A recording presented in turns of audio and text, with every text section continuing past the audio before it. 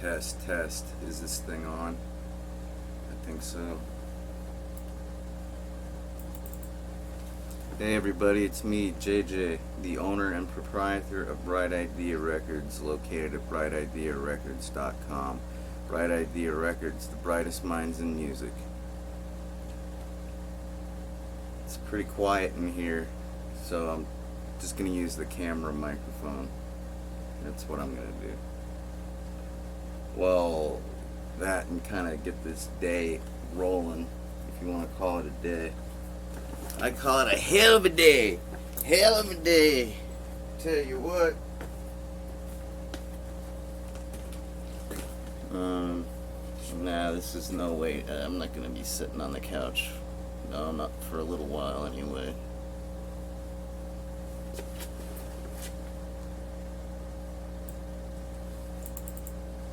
Okay. That's nice.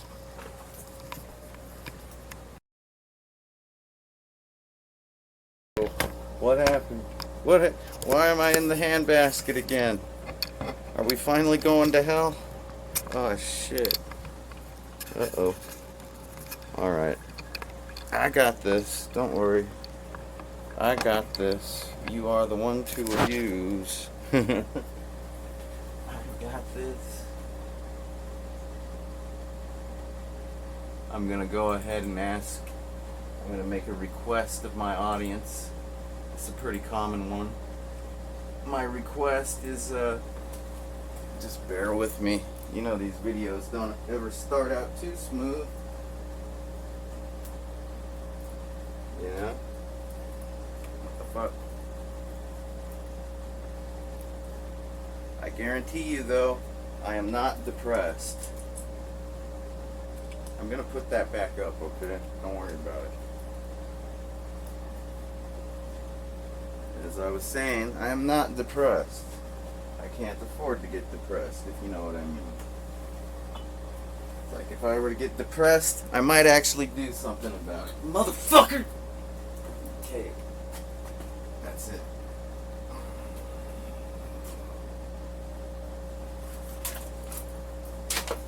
And I am not the type of person to do anything. I'm more likely to play a video game than do anything. Of course, playing a video game is, of course, doing something. You're playing a video game. Duh.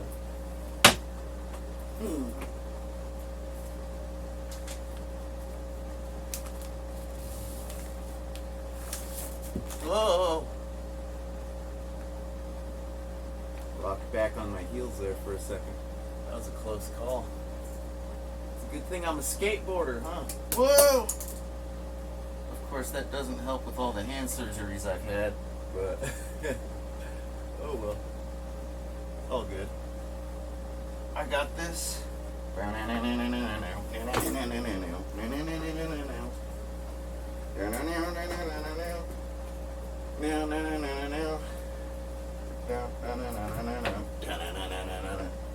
Woo! Alright. I got this.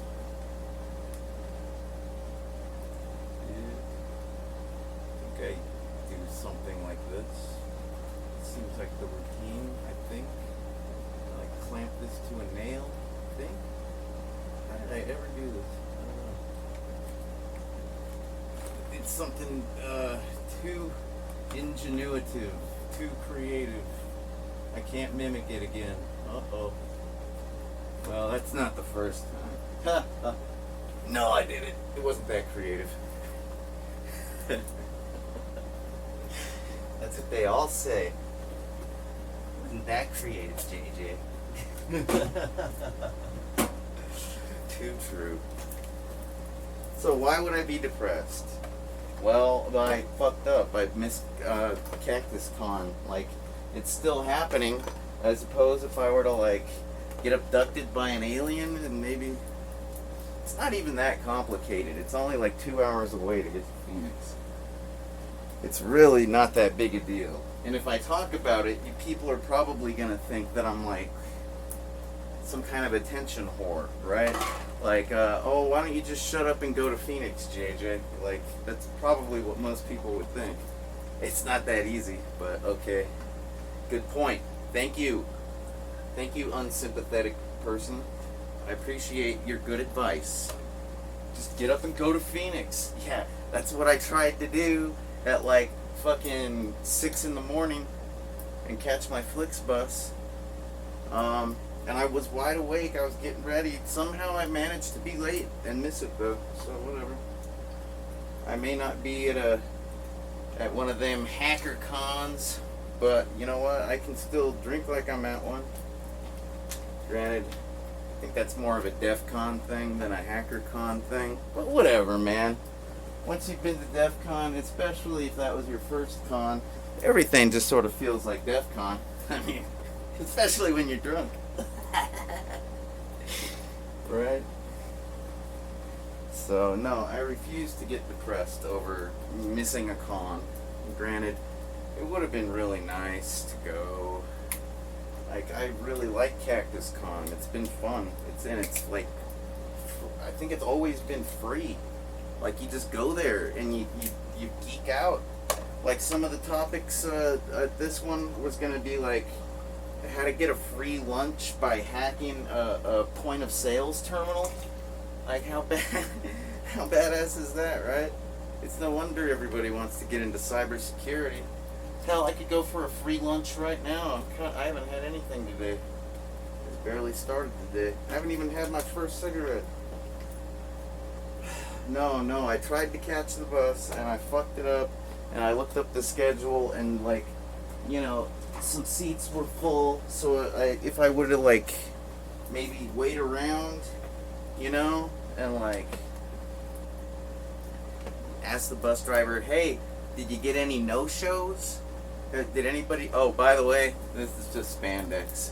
I like to wear it to fuck with people's sensibilities.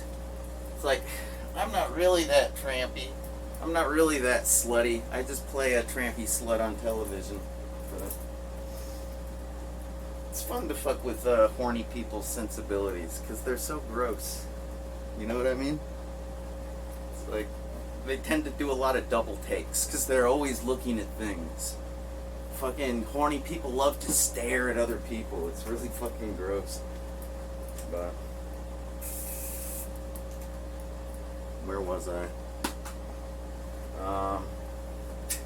You want me to pull this down, horny person? I'm sorry. I didn't know I had horny fans. Who knew?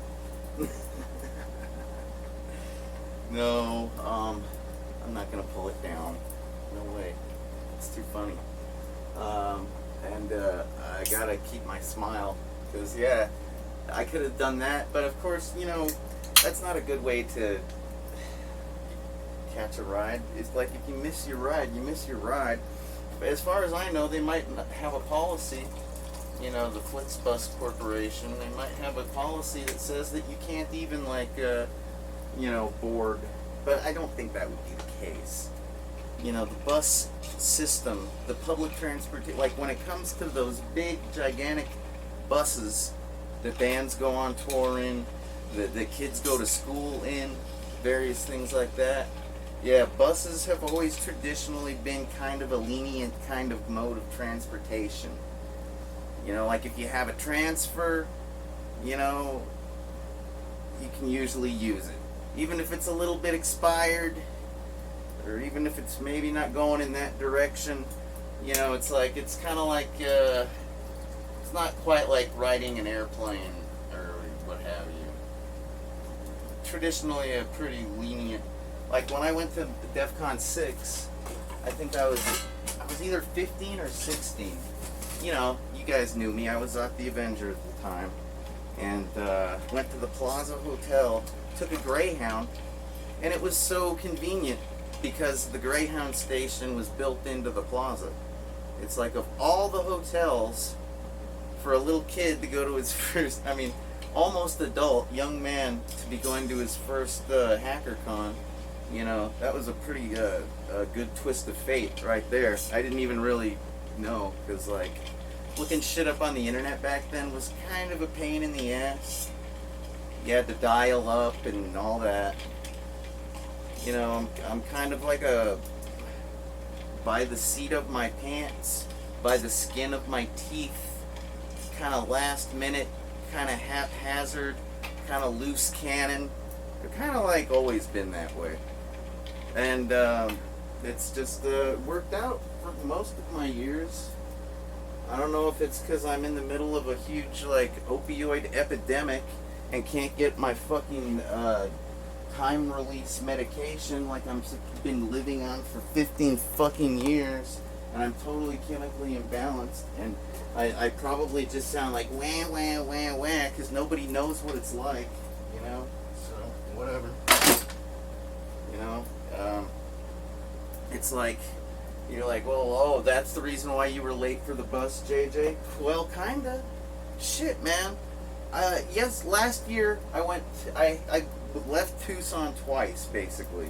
I went to Salt Lake City, Utah, and I went to San Diego, California. Okay? Those are my neighbor states, you know. It's, you know, a pretty easy little trip to make, right? It's not like going to New York, or nothing. Hey, up yours, buddy. But no, it's just a little nothing trip, right? You know, or so you think. But where was I going with this? I don't know. I mean, I pulled off those trips pretty. Oh yeah, that's right. So on those last 2 trips, I brought my Razor scooter as a mode of transportation because I kind of got a bum leg. But I'm still kind of young and handsome and cool and don't need a fucking wheelchair or a rascal scooter. Like, I don't need an electric motor. Otherwise, I'd be even fatter than I already am. Fuck. Jesus Christ. And it doesn't feel good to be fat, okay? Makes it harder to breathe. Alright, people? See, I'm not depressed. I'm grumpy. I've just discovered I need to drink this drink as quickly as possible and be a little less grumpy because I don't even want to watch me or hear me. I'm like, who is that guy? That guy is not JJ. He's way grumpier. No. So what's the deal with the Razor scooter? It's just a lifesaver. It's a very convenient mode of transportation that allows me to do many, many miles sometimes, very, very easily, and sometimes very, very rapidly, and very, very safely. I like never get hurt on that thing. Like, been riding it since like. I bought my first one for the Arizona Comic Con in downtown Phoenix, like, I want to say like 13 years ago. And I've decided ever since then that, hey, Razor scooters aren't for, I didn't even ride one as a tyke. I was a skateboarder. So, like, I'm just like, yeah, never even had an opportunity. I could have been a rollerblader, but I was too busy skateboarding, okay? The Heelys didn't exist either. I had to get into those as an adult, too. But the scooter, the Razor scooter, it's badass. I did have a traditional bicycle tire scooter, you know? Oh, shit. Here, I'm going to show you just so you know what I'm talking about, because these are kind of a rarity. Where did I put my damn drink lid? I don't want to be spilling this cocktail. I've been thinking this recipe. I'm thinking of calling it the DTA, Darkness the Avenger, or like maybe Dorky the Avenger. I don't know. It's just I've been using that pitch black Mountain Dew with no sugar, and it's so dark. It's so dark. It's the darkest. I don't know. Did that look dark? Do I sound like Batman? I don't know. It's like, just because you have a dystopian attitude doesn't mean you're necessarily a dark, moody person, but there is a good chance, possibility you might be. I don't know. Gotta think that one over yourself, people. I don't know you that well.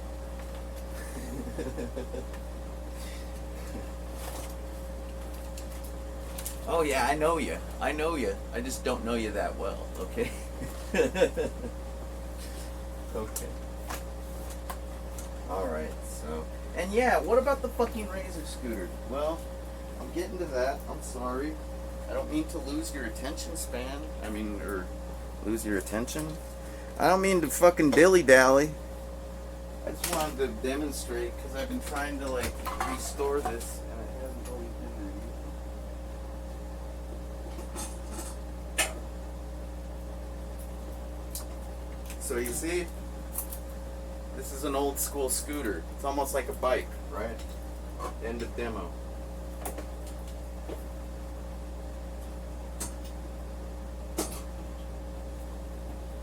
Ta-da!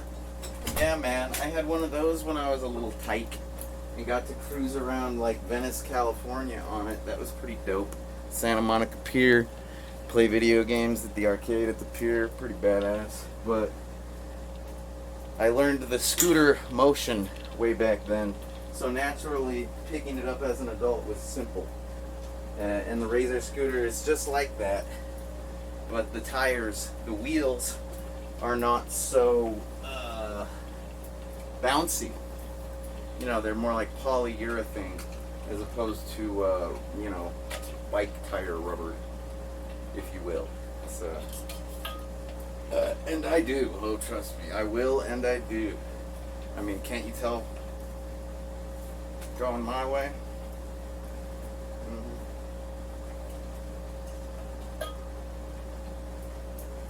Good shit. Darkness, the DTA. I think I'd still prefer a live wire than orange, but like, it's growing on me, that pitch. That dark pitch. And so, God, I'm still barely with it. So, these last two trips to Utah and California, I did not bring a bike lock. I kind of just carried my scooter around, folded up with me, right? And that was it. Like, I didn't really think it was a big deal. Like, I figured, hey, I'm using the thing all the time. Like, when I'm not home, I'm basically homeless. So I gotta get around. I gotta go from place to place. Go hang out with friends or whatever. And like if I'm hanging out with friends or family, I can just like leave it on their porch. Pretty safe, right? Yeah. So mainly it was because I just couldn't find my bike lock. I was trying to get ready for a trip. I was running out of time. I'm like, fuck it. I don't need a lock. I'll just carry it with me. And if I have to leave it unattended, I'm sure it'll be fine. And for the most part, it was. Alright, and then when I went to San Diego, I tried to go to a party, and they didn't let me in. They wanted me to I don't know what they wanted. I guess they wanted me to throw my scooter in the trash can. I really don't know what they expected, because I didn't have a bike lock, and they didn't have a locker for me to use, and they're like, actual security, and they're saying like, you're not coming into this party with that scooter. And I'm like, I don't get it. What, you don't want me zipping around the party knocking over people's drinks? I promise I won't be riding this. They're like, no, you're gonna club somebody over the head with that. It's like, do I really look like, these are defensive spikes, okay? These are not off. I'm not trying to hurt you. I'm trying to keep you off of me, you horny bastards. You fucking perverts. You horny You see this, and you just want to jump all over me. So yeah, these are defensive spikes. So in my scooter, it is merely for transportation. Alright? You don't need to, worry. And they're like, well, you paid $30 to go to this party, but you're not getting in. And that was kind of a wake-up call. I got really upset over that. I tried to reason with them. There was no reasoning. So I finally admitted defeat. I went, well, fine, I'm out of here. Hopped on my scooter and scooted away. Because it's a scooter. I might as well ride it. But that was kind of weak. I was looking forward to a party, and either meeting people or hanging out with the people that I had met that weekend. So what? well, it was okay. Like, I went back to this area where there were a bunch of people still. It was kind of a convention thing, kind of like Cactus Con. I'm not going to say the name, because that'll probably put me in an even worse mood. But I do believe I had some. Yeah, I covered it up even. Yeah, I used to have a. It was like for this thing. You can see what that is, that little lanyard. Good for you. I'm not going to say it. But, I went back to that area, the convention area, and like some dude was like streaming or whatever, had like I think it was like a shoulder cam, I don't know. And I was just like, fucking motherfuckers! How can they tell me I can't go in the fucking party? I paid $30 fucking dollars! And this dude's like, whoa, homie, everything okay? You alright? I'm like, oh, I'm so pissed! They wouldn't let me in the party! What the fuck? What kind of fascists do we have running things? And he's like, why wouldn't they let you in, man? Are you a little too tipsy? I'm like, dude, I rode a scooter up here. Do I look tipsy? Did I just... No, I'm sorry, man. I'm just asking. Like, why wouldn't they let you in? I'm like, they thought I was going to be violent with my scooter. And, like, I kind of feel like being violent with my scooter right now. But only with those guys, those security fucks. Like, what the fuck? So, anyway, that human kind of rationally talked me back down to a rational level of emotional control. Luckily, because I was fuming mad. I was just like, and like, I was still under the situation that I'm in now, which is a chemical imbalance due to no fucking chronic pain clinic like I've had for 15 years. Like, why'd they get me strung out on the medication in the first place if they weren't gonna, like, keep me on it? I guess I gotta move to a new town. This town ain't big enough for the both of us. No. You got your chronic pain patient, and then you got every chronic pain facility in town, and this town ain't big enough for the both of us. I should probably leave, huh? Yeah. Well, anyways, yeah, so now when I was gonna go to Cactus Con, guess what happened? I'm tweaking out over my bike lock. I'm thinking that might be an issue. Like, this is Cactus Con. This is Arizona. It was not going to be as stupid as that. Like, we have a little bit more, like, faith in each other, I guess, than they do in California. I don't know. Because, like, we're expecting you to shoot with a gun, not club with a scooter. Like, how desperate are they for weapons over in California? Give me a break.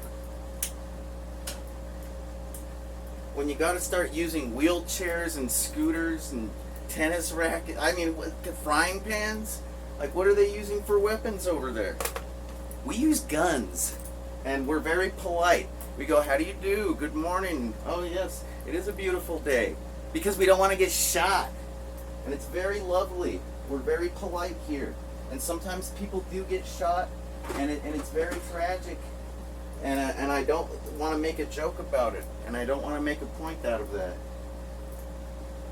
But it helps to be polite, like when you're out in public. I'm not going to say that those people got shot because they weren't being polite. That would be very insensitive. But, that's the point I'm trying to make. If you ever watch like a cowboy western movie, like, they're always overly, oh, how do you do? Oh, yes, it is quite a pleasant day today. Hee-hee-hoo.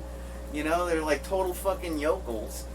Like, with inferior DNA, it looks like maybe some inbreeding. I don't know. Granted, some royalty believe that inbreeding is the only way to go. That's how you end up with the...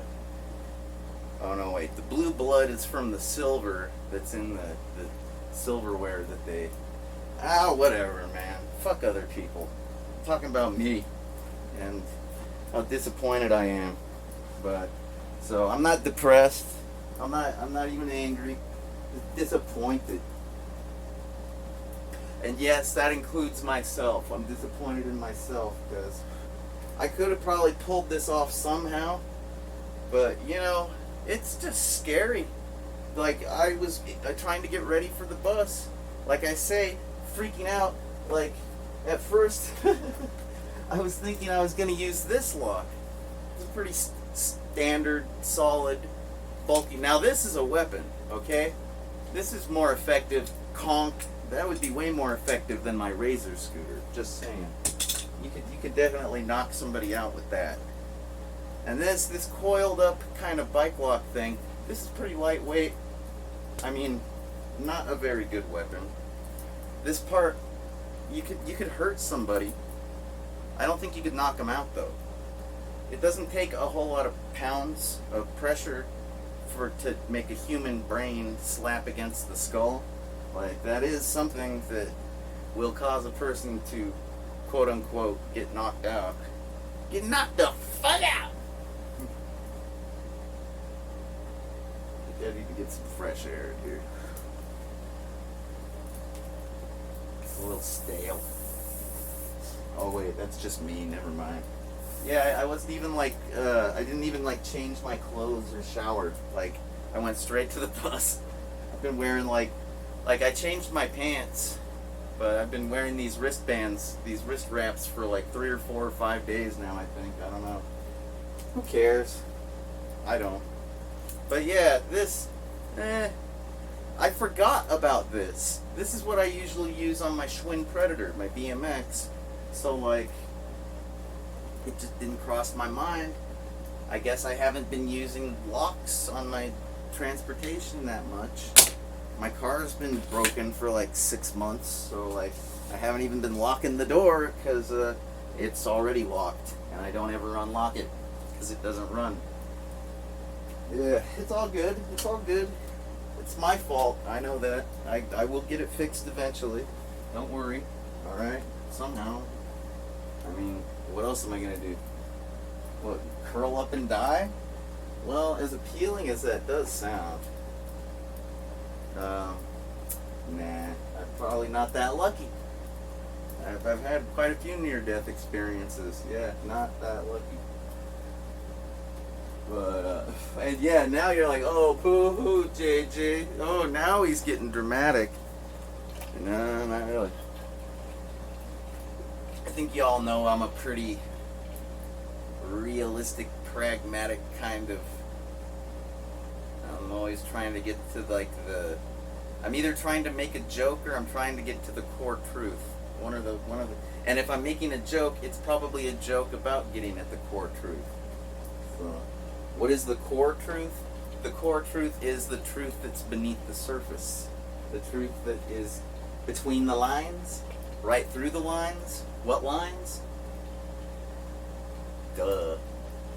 Do I have to make a metaphor like the Matrix?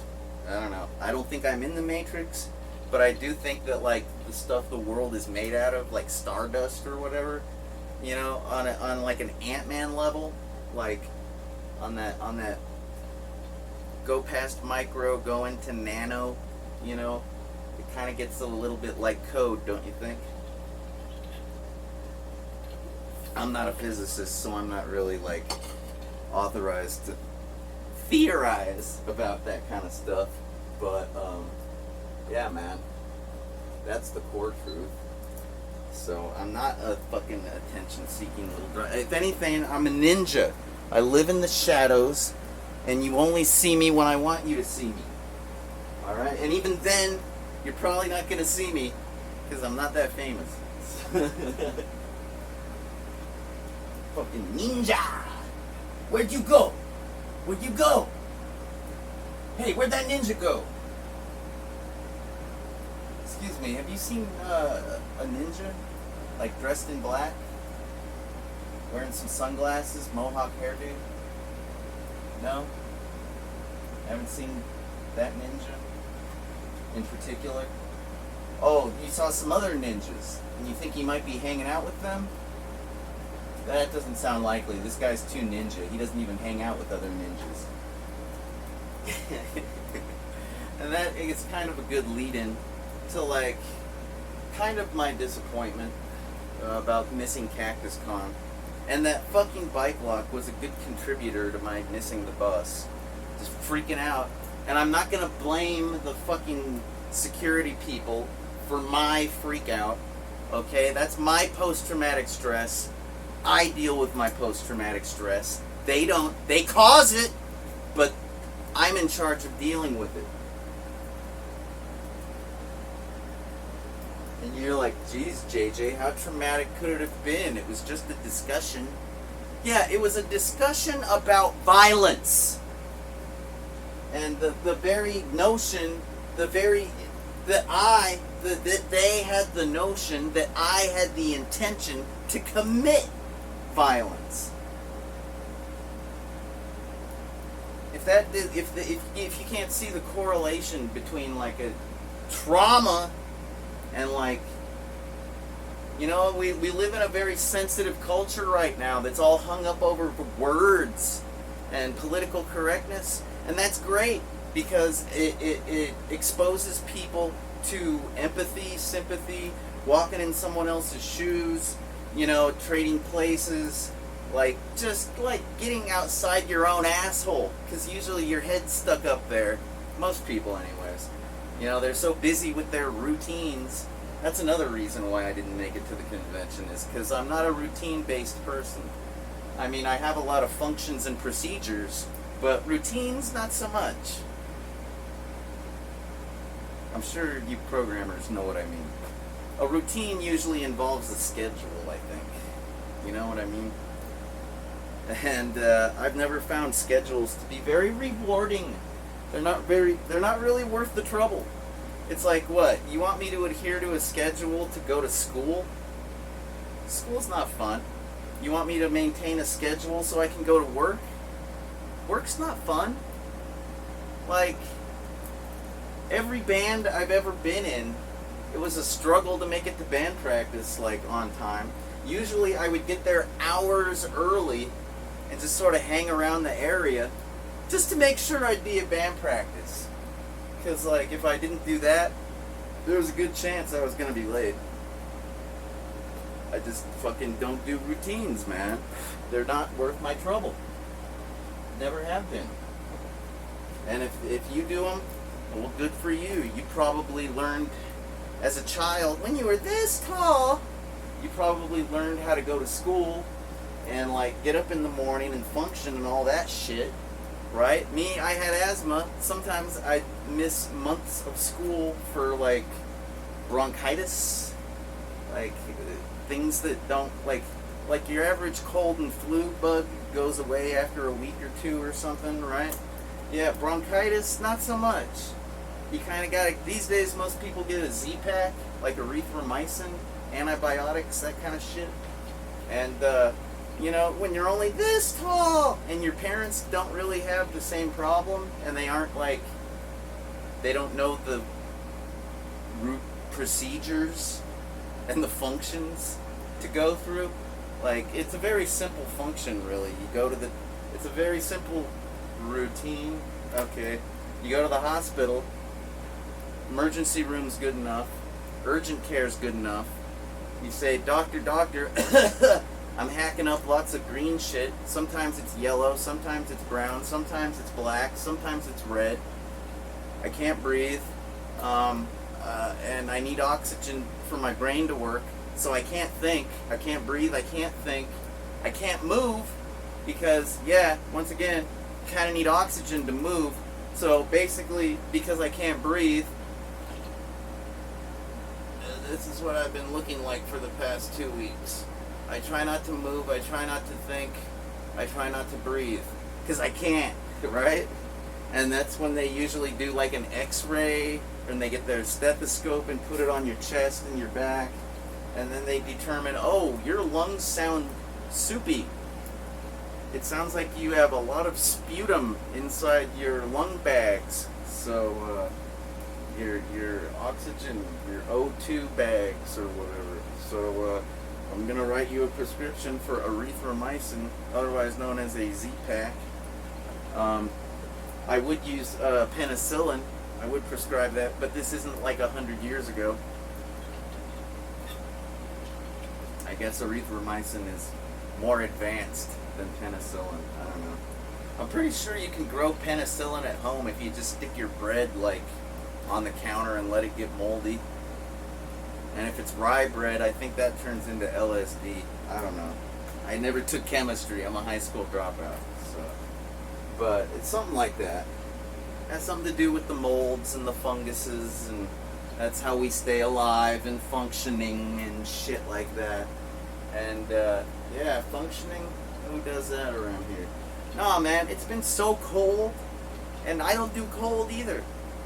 Like, some people think it's a laughing matter. They're like, oh yeah, that cold, it sure is difficult.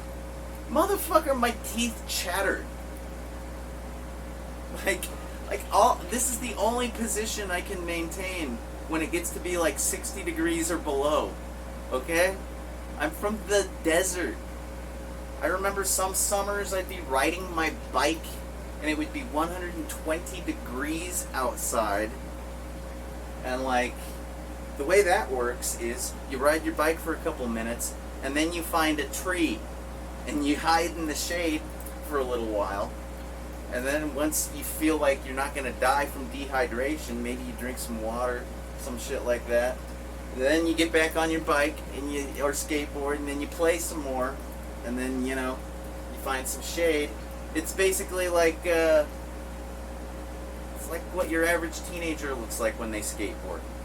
You know, they hop on their board, they go do a trick, they go back to the curb, they sit down and have a cigarette or a bag of chips or a Coca-Cola, you know, and then they talk about their girlfriend or like their favorite band, and, you know, or whatever, you know, what they did last weekend, and then they go, hey, check this out, and then they go do another trick, and then back to the curb. It's not exactly aerobics, but it's playtime. That's playtime. Anyway. And when you live in a temperature, when you live in a climate that maintains that kind of an average temperature, I think over the years my blood thinned out or something. Because, like, I don't do the cold. And it was very, very cold this morning, which made it take even longer to, like, get to the bus stop that I was, like, 30 minutes late for. So, like, yeah, a combination of the bike lock, right, and freaking out and not realizing I should have just gone straight for my bicycle. You know, I was like, I don't know, I forgot that lock even existed. So, and then the combination of that and the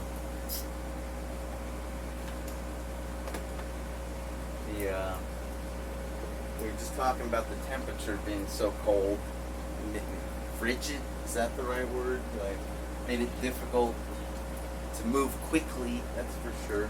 Oh yeah, and speaking of moving quickly, like, my hip was so fucking sore. You know, I basically have arthritis. They call it osteoarthritis. And it doesn't really bother me too much, because I've had like 4 surgeries, 2 arthroscopic, 2 open, right? And like, they pretty much fixed me. But the thing about arthritis is when you have the inflammation, as they call it, okay, you might take an anti-inflammatory, non-steroidal variety, some kind of like ibuprofen, Aleve, which is naproxen sodium, maybe like, those are like my 2 go-to anti-inflammatories, the ibuprofen and the naproxen sodium. I'm trying to think of the others. I don't know if aspirin counts. I don't know. I don't think Tylenol counts. Tylenol is in a category of painkiller all its own. But I think aspirin does. It is an anti-inflammatory. And then you have like your all-natural stuff, like those little mussels, like clams or whatever that they have in like New Zealand or something, that have like they have like, sorry, I gotta keep people watching somehow. Gotta show a little skin every once in a while. I'm sure I'm not very interesting right now. I'm pretty much just venting.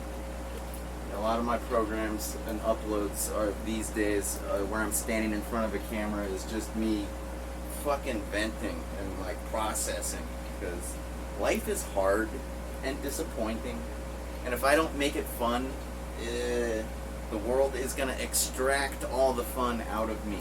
And I will just be a shriveled up husk of a cyberpunk after that. And that's not cool.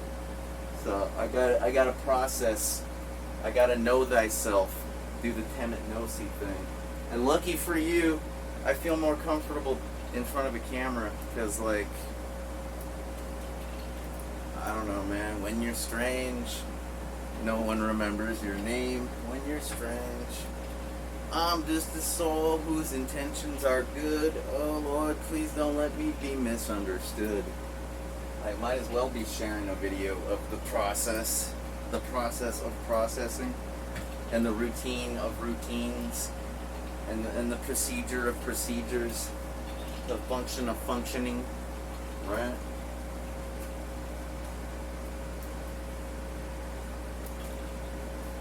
So yeah, after a while my hip was hurting, and I was like, son of a bitch, I can't move this fast. I'm running out of time. I gotta catch the bus. But like, I'm looking for my bike lock. I can't move this fast. I hurt myself. And like, I don't even think I had like a fucking anti-inflammatory. Like, I had every other medication I could need. Got like my caffeine pills, got my oxycodones, etc. But didn't even have a fucking Aleve or ibuprofen. Not a very well.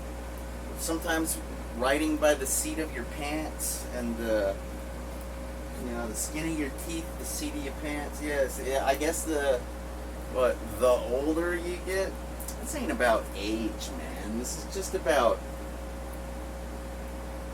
endurance. It's about stamina. And the world has worn down my stamina. I used to have a little bit more drive.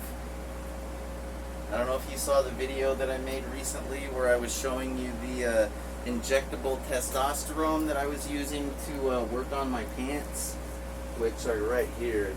It's still an ongoing process. I've had to modify my process. Now, instead of a hypodermic needle, I'm using a drainage tray from a pasta machine in order to make the straightest lines possible to replicate a wave form on my ankle cuffs. So I'll share that with you later. But no, like that testosterone shit that I used to inject was pretty hardcore. Did that for like 5 years, and I was a motivated motherfucker back then. What was I motivated to do exactly? I was motivated to have one of the best bands in Tucson, Arizona, called Lost in the Sauce, with the one and only Texas Terry Trash. And we played at like the Dirty Tatia, Dirty Palms Festival. Pretty big deal. We were recording at the Waterworks run by Jim Waters, and like, I don't know, man, there's pictures of it on my internet archive. I think I just uploaded like 17 gigs. I don't know. I had to make space. My Google, it only has like 15 gigabytes to share with my Gmail and my Google Drive and my Google Photos. All that shit, it's only 15 gigs unless you pay them money to get the Google One, which gives you like 100 gigabytes. And of course, most people go, gee, why don't you just, it sounds like you need it. Why don't you just get the Google One, JJ? And I have to explain to them, because I don't subscribe to things normally. It's a very bad idea, because I don't really look at my fucking bank documents. I get stressed out. I'm always expecting bad news. Like, and people say that you manifest. Excuse me? You think I'm that powerful? You think that if I have a bad attitude, I'm going to manifest a bad time? No, that isn't how it works. I'm not that powerful. Yes, positive thinking is a good thing because it keeps you positive, and I would rather have a good mood as opposed to a shitty mood. That is the power of positive thinking, okay? It's the power to control your mood. It doesn't control your environment. It doesn't you're not that fucking powerful. Your mind isn't that. Your mind is actually like. Don't even get me started. I think you all know that humans only use like 5% of their fucking brains, okay? Like when it comes to like cognitive thinking, like rational, conscious, you know, like awake thinking, you know, and then there's like a whole bunch, you know, dedicated to subconscious processing and whatever. So yeah, no, the power of positive thinking is not that you create your environment. No, you create your mood. Get over it. You're not that fucking powerful. Trust me, alright? I'm a very capable person, but I'm not that powerful. In many regards. I'm not even like powerful enough to get up the road, up I-10. Which, by the way, is a little bit nerve-wracking. Ever since I read on the Bing about like Arizona being one of the deadliest places in the United States to operate a motor vehicle. Oh, that was disheartening. I think I read that like a week or two ago. And it was a real eye-opener, I guess. I didn't know things were getting worse. Apparently during COVID lockdown in 2020, the year 2020 AD, they tabulated the road statistics with regards to fatalities and relation to city populations, county populations, per capita type shit, you know, and like Arizona didn't do that good. I-10 didn't do that good. And when I say not that good, I mean when it comes to death, we are almost number one. So wear your seatbelt unless you want to die, in which case get your ass to Arizona. We'll kill you. Just drive on up. Yeah, man. We'll lay waste to you and your family if you bring them with. So, but I was going to be on a bus. Big old like you could get into an accident in a bus, like as a passenger, and you might as well be in a Sherman tank. Granted, I don't know that much about tanks. I don't play World of Tanks or whatever. I'd like to. I kind of always meant to get into that game, but I just kind of don't game enough. Sorry. I'm disappointing to myself. I already mentioned that at the beginning of this video. And yeah, I don't know if a Sherman tank is like the best or whatever, but I've heard people throw that term around before. So I'm going to say, if you're riding a bus and you're a passenger and you get into an automobile accident, it's kind of like being in a Sherman tank. You're kind of not going to get hurt. I mean, and these days they even have safety belts in the buses. So like you're not even going to get like thrown on the ground or anything. Of course, if the bus veers off the road and you end up like tumbling down a hill, who knows? You might end up like Beavis and Butthead in the laundry machine, just going, whoa, or you might just end up, you know. So, whatever. And why do I bring that up? Because it's in Arizona. All right, look at the numbers, people. The funny thing about that is, I don't know how I managed to like tap into the cosmosis of the universe sometimes and talk about relevant topics, relevant topics that I have like not heard about recently. Like I was on my YouTube. Yeah. Like this is probably just gonna go on the Internet Archive. I might put it on YouTube. I plan on playing some copyrighted shit though, so I don't think this will end up on YouTube. Maybe it won't end up anywhere. Maybe it'll go straight to Dev Null, my recycle bin or something like that.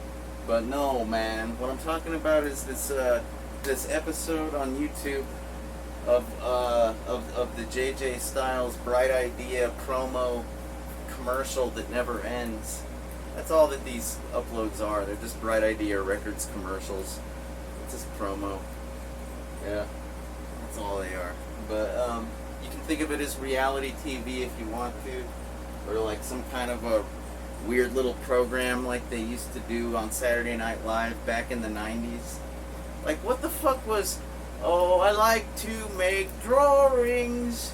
Yes, my name is Simon, and I make drawings. And you got Mike Myers in a bathtub drawing pictures, and he's talking to the camera, acting like he's hosting a television show.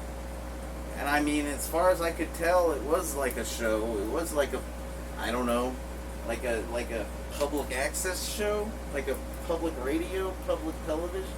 I don't know, man. But what was that? What was Simon? Like, had you ever seen a show like that before? Maybe on public access, right? Because, like, I'd never seen, I mean, that was weird. But these days, that wouldn't be weird at all. That's just another fucking streamer. Simon was just another streamer in the bathtub making drawings. Like, don't look at my bum. You want to look at my bum? Oh, don't look at my bum, you cheeky monkey. Like, what is that? I don't know. I guess I wasn't the only originator. I wasn't the only innovator. I guess Mike Myers was into public access as well. I don't know. But yeah, that's all this is. Right Idea record promo, and that relates back to what now? Fucking accident. Oh yeah, I did that stream where I was reading the Arizona State driver's manual because I just wanted to find the part that talks about crosswalk law, the actual law, the actual rules. More important than law, okay? More important, the rules of the road. The rules of the road. Yeah, I know you've seen Jay and Silent Bob. Was George Carlin a part of that? I can't remember. You tell me. I think Carrie Fisher was a part of that one too. Anyway, the rules of the road, people. Okay. Yeah. If you approach a crosswalk, you are to do so with caution and apprehension, because if there's a human being in the crosswalk and you hit them, you're at fault. As long as it doesn't matter if the light is green and the human is walking, into a red light. Like, it's still a human, and you're still supposed to be aware of what's in front of you.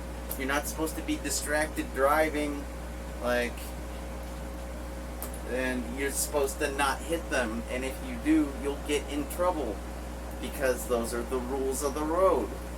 And I didn't make them. No, they are just, at least in Arizona, that's the rule. And I know that because I went to driving school. I was recently rifling through my files here, and I found my driving school certificate diploma. I was thinking of hanging it on the wall, and then I was like, but wait a second, I don't even have my college diploma on the wall anymore. I don't have my Dean's List, my Phi Theta Kappa Honor Society. I don't even have my Pledge a Job Reward for Excellence or my Access Tucson Award for Cablecasting Excellence. I don't have any of my stuff up on the wall. Like, anywhere. They're in baskets right now, little wire baskets. So why, pray tell, would I put my driving school diploma up on the wall? Is that like to be ironic? No, it would actually be because I'm that concerned about the way people are fucking driving these days. And I didn't know about this Bing. I didn't know about this National Roadway 2020 tabulation of death. Like, I didn't know. I was merely trying to make a point about rules being obscure. And I already made that point, so I'm not going to go on at length about that anymore. I think we all know that the rules are sometimes hard to find.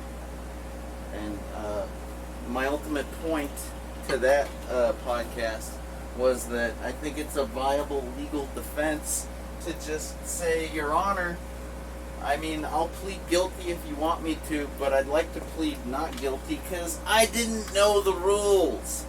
And they're not easy to find. Like, how are you supposed to avoid trouble until you get into trouble in the first place? Unless you're a goddamn law school student, unless you're a lawyer, how is a normal fucking computer programmer punk rock guy supposed to know the rules until I break them? Right? So like, and then once I know I've broken the rules, I'm a good boy. I remember things. I'm probably the best type of citizen you can have because I remember things. Alright?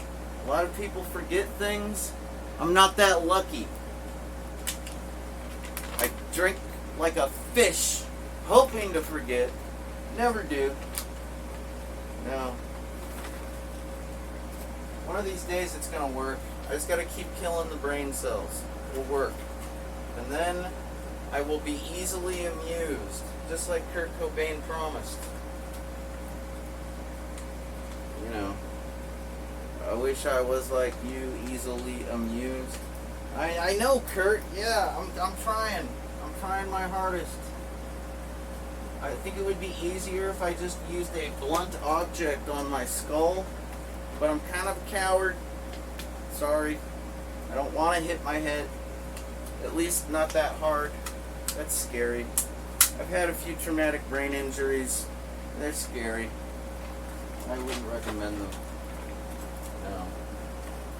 And to actually go out of your way to have one, I can't do it. I can't bring myself. No matter how blissful I might be afterwards, singing jingle bells, just like in my last video upload here to the archive, the internet archive. Yeah, this is probably going to end up on the archive. Because, I mean, why would I put it anywhere else? This is more like public access television, which is where I come from. I come from Planet Public Access Television. It's a land that's far, far away and a long time ago. Okay? And back in those days, you know, nobody really made money because, like, how could you? You might get a local business to sponsor you, and if you could pull that off, man, you were a hustler. Alright? But aside from that, you know, it was a non-profit operation, so therefore, you know, who's going to complain if you play just about anything you want to? You know, it's like you're not profiting from it. Who really fucking cares? That's kind of the nature of the whole copyright infringement argument. Is that when people infringe upon the copyrights, that they are profiting. Then, like, you know, that relates back to counterfeit merchandise, kind of like, you know, knockoffs, as a lot of people refer to them as, which is more of a trademark infringement than a copyright infringement. Okay? But, you know, this is all very literal language, because a copyright is literally the right to copy. Right? Right? Right. It's the copyright, the right to copy. Right? Right? Right. Okay. Very simple language, which is something I'm not accustomed to when it comes to legalese. That's what they call lawyer talk. Attorney talk. They call it legalese, and it's the kind of stuff that most end user license agreements are made out of. Like, I don't know if you guys have heard of a thing called GNU.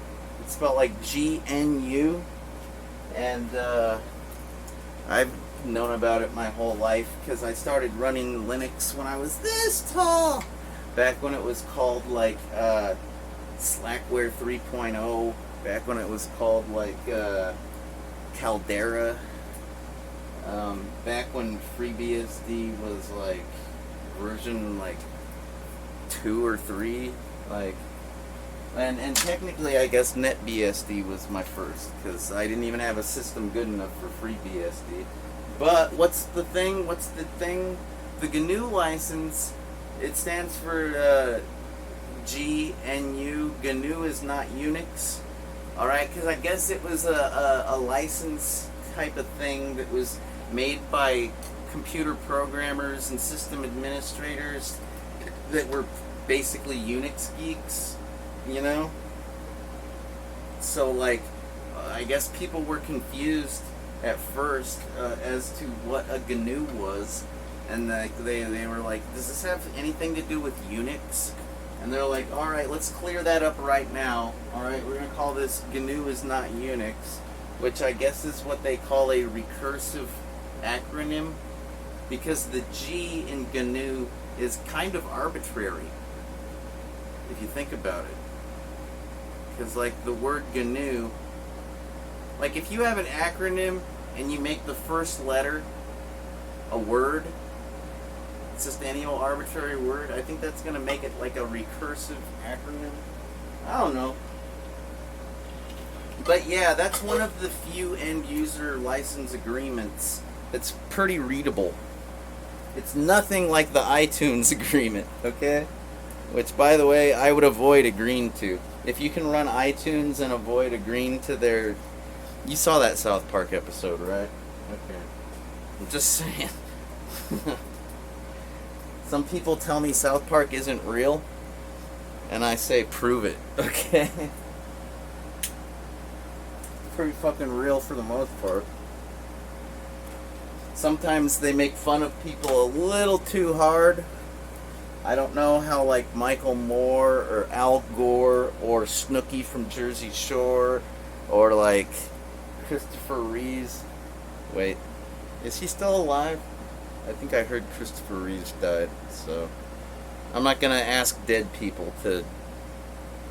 Yeah, well, anyways, my point is it's pretty fucking accurate if you ask me.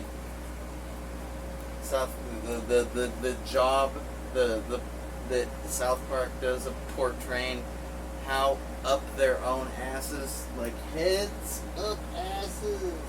They're not kissing their ass goodbye. This isn't a plane crash. No, they're just walking around with their heads up their asses. And yeah, I suppose Al Gore did kind of have his head way up his ass when he was like... I almost want to look up that video where he proclaimed he invented the internet or something like that. I don't know. Probably referring to Web 2.0 or something like that, like the reinvention of the internet and how we do things, because, like, I don't know. I could see how words could get twisted, misconveyed, etc.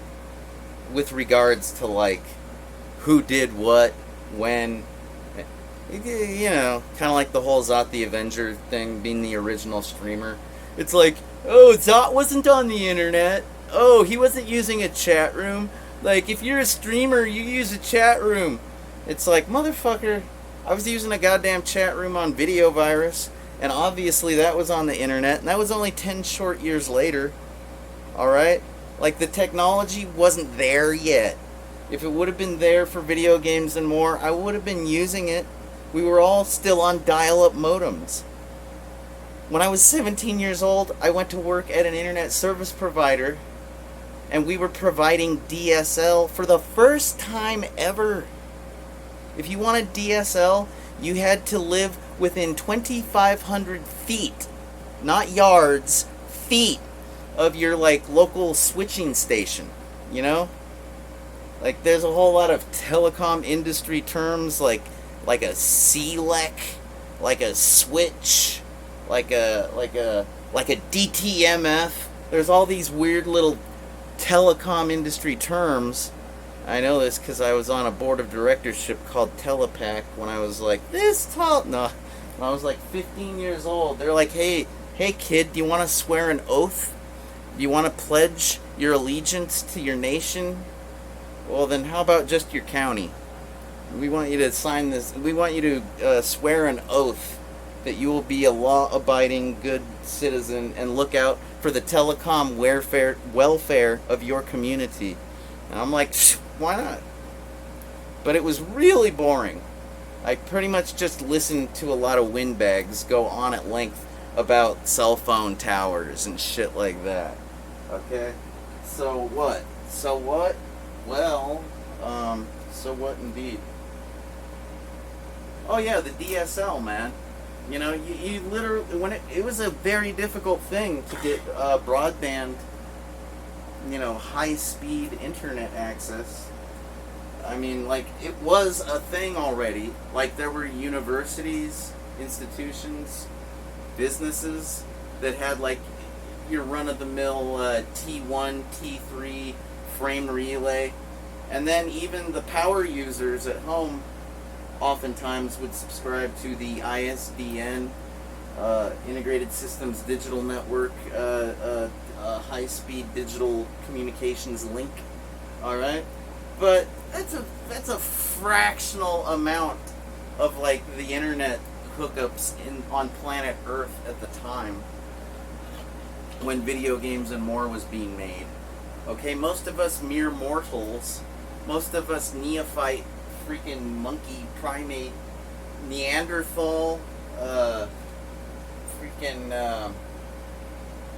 what's that other one aside from Neanderthal? Australopithecus, motherfuckers. Most of us weaklings were using the dial-up still, okay? And it was good enough to check our email. You've got mail. And that's about it, okay? It was good for ASCII text. It was like one step up from a bulletin board system back in those days. Which, by the way, bulletin board systems were great and a lot of fun. And yeah, but it wasn't exactly, you know, streamable, alright?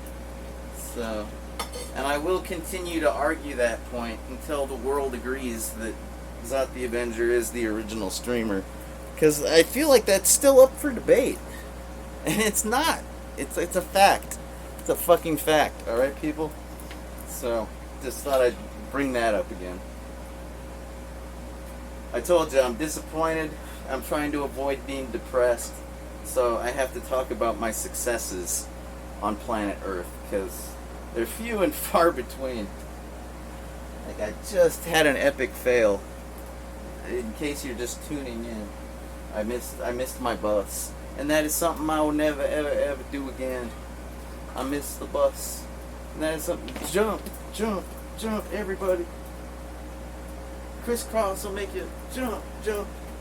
Because JJ's the jiggity, jiggity, jiggity, jiggity, jiggliest.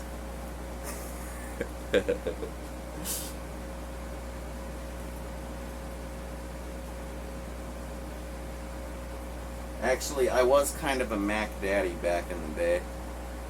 I told you all I had a Power Mac 8100. 8100 100 AV. RISC processing. It's gonna change everything. A million psychedelic colors, man. Yeah, you could say I was a bit of the Mac daddy.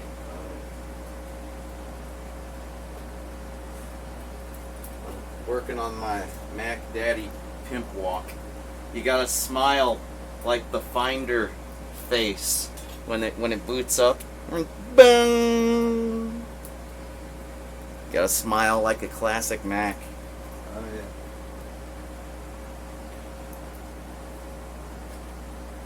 So anyhow, and I felt honored. Like, that's kind of ironic if you think about it. Like, I served on a telecommunications board of directors committee. Like, that's some democratic bullshit right there. I had to pledge an oath. That's another one of those things I should hang up. I used to have all that shit hanging on the wall. My college diploma, my telecom pledge oath, my honors society, my dean's list, my community pledge job helping the youth of my at-risk youth community when I was just an at-risk youth myself. Talk about a pillar. Yeah, I used to have all that stuff up on the wall, but I think I wanted to like take a picture, and like I didn't bother putting it back up because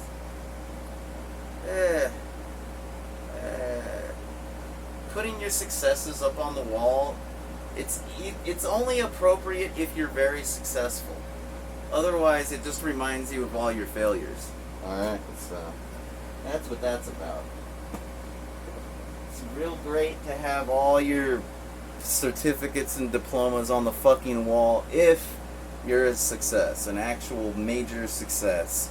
But if you're like a nobody struggling to be like known, like if you're like a shadow of a shadow, I'll bet you didn't know shadows have shadows, huh? Oh, they do, trust me. They're extra dark. Just like my drink, the DTA. Extra, extra dark, baby. And the shadows of shadows, they only go on the dark web. Because that's only appropriate. Of course.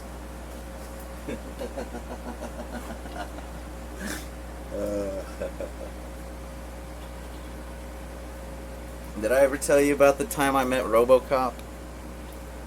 I was like this tall in Santa Monica, California, and I had like a cheap Halloween costume from a thrift store. I think it was Salvation Army we found it at. Might have been Goodwill, probably Salvation Army, I recall though. And like I did have a pretty tight like latex rubber skull cap kind of thing that, you know, did like the widow's peak, you know, like and cupped around the ears, you know, and did like a ducktail kind of thing in the back. A very well shaped skull cap made out of latex rubber. And it was red because the devil has red skin. We all know that Satan is a red-skinned Native American. No, not that kind of red skin, you racist. Get your fucking head out of your fucking ass. I mean red like Santa Claus's outfit, okay? That kind of red. That is the color of Satan, apparently. That is his skin color, okay? And so and also typically Satan has like some hair, like some face hair. I think a lot of like Hispanic, like Chicanos and Devatos, you know, have like that kind of Guy Fawkes looking goatee kind of, you know, face hair. So that's also very typical of a portrayal of a Satan character, if you will. So there I am, this tall, in a devil outfit with a pitchfork, and it was nothing to write home about. It was not a tacky costume. It was just a cheap costume. It was like a homemade costume. It wasn't made out of plastic. It wasn't like my Big Bird from Sesame Street costume that I had worn just a couple years prior. That was flame retardant, I believe. No, this was just a regular, flammable. I think it was made out of like pantyhose, but it was like bright red pantyhose, like probably the kind of stockings that like Santa's elves, his sexier elves, you know, like that was like stuffed with like red stuffing for like a pointy little devil tail and shit. So I wasn't gonna win for the best costume. There were like 4 categories: best costume, right? And wasn't gonna win. There were some really good costumes. One that sticks out in my mind is the so-called balanced breakfast. Ingenious and executed very well.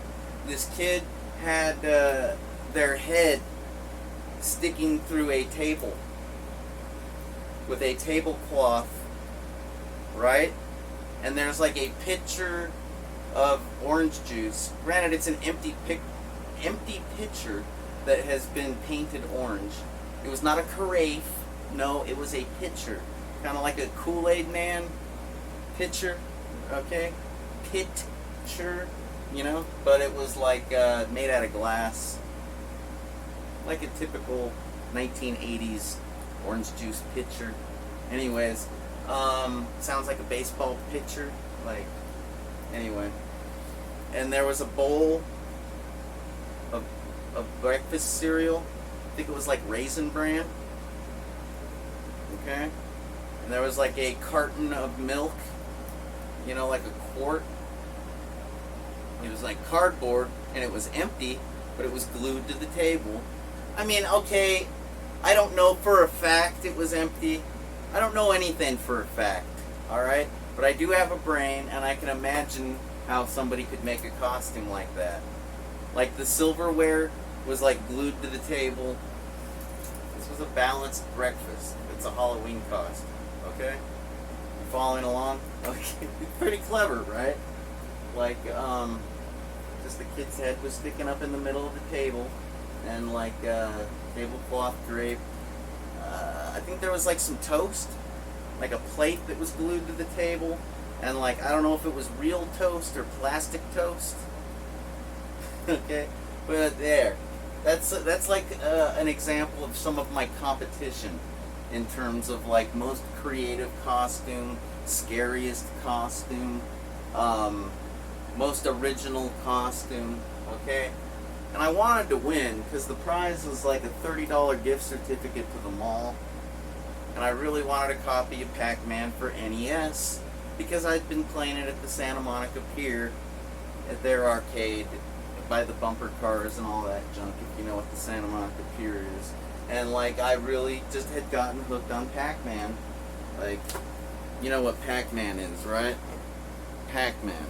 Like, I was really hooked on Pac-Man, and I just wanted a copy to play at home. So instead of trying for best costume, my parents were like, what do you want to do? There's only 4 categories. Best costume, original costume, and then there's one for most scary sound. I'm like, I'll do that one. I'm scary. I can make a scary sound. And they're like, should we let him? Hey, it's his life. If he wants to fail, that's up to him. Well, okay. So that's what you want? You want to make the scary sound? I can make a scary sound. I'm gonna get Pac-Man. I want Pac-Man. I'm gonna be scary. And that's when they call me up on. And yeah, I was hanging out with RoboCop around that time.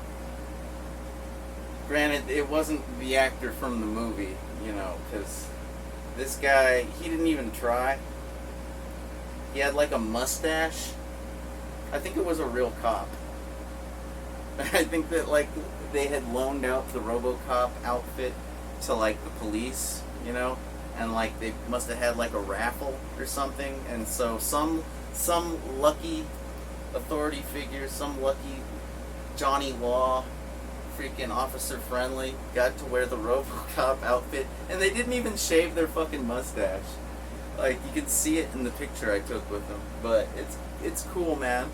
I still thought it was RoboCop. And I was good at lying to myself even back then. I was good at denial, even when I was this tall.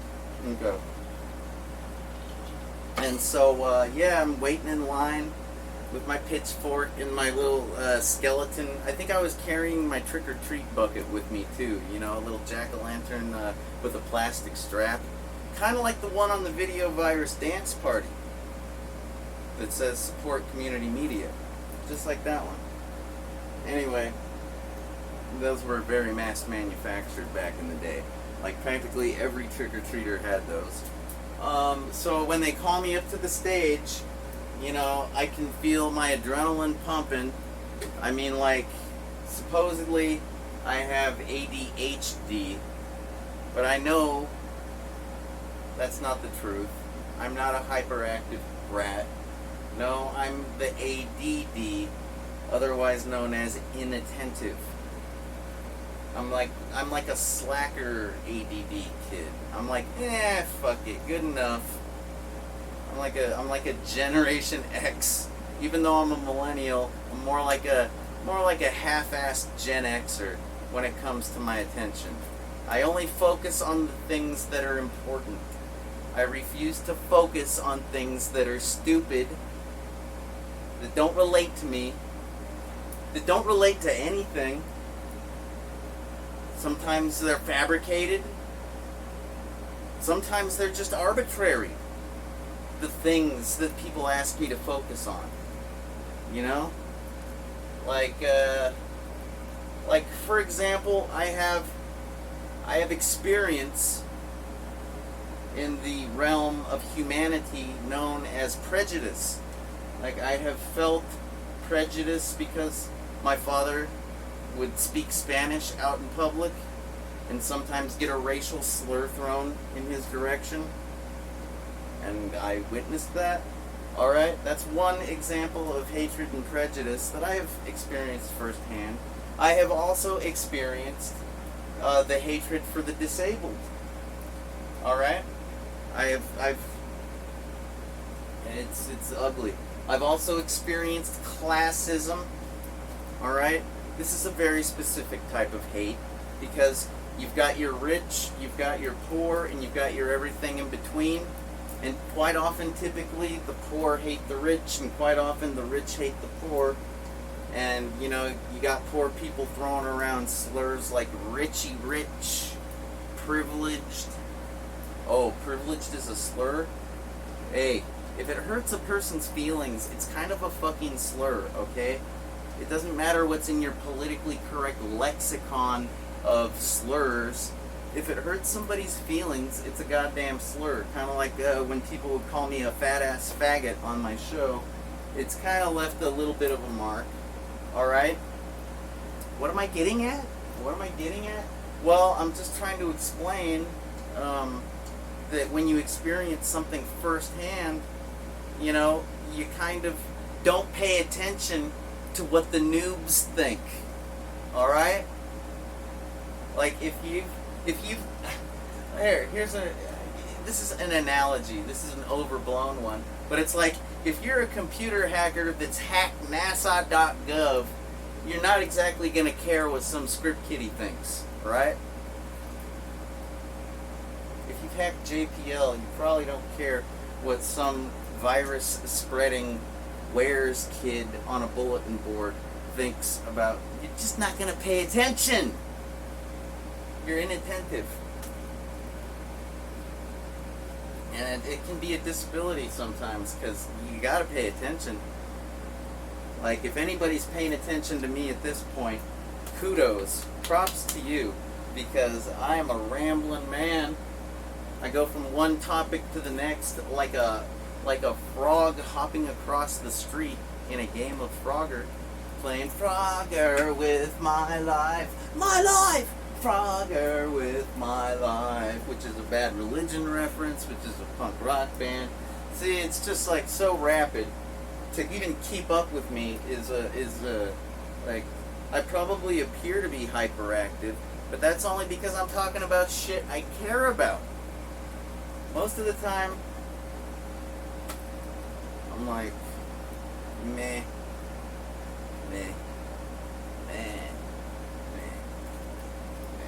Because the world wants me to pay attention to shit that I don't care about.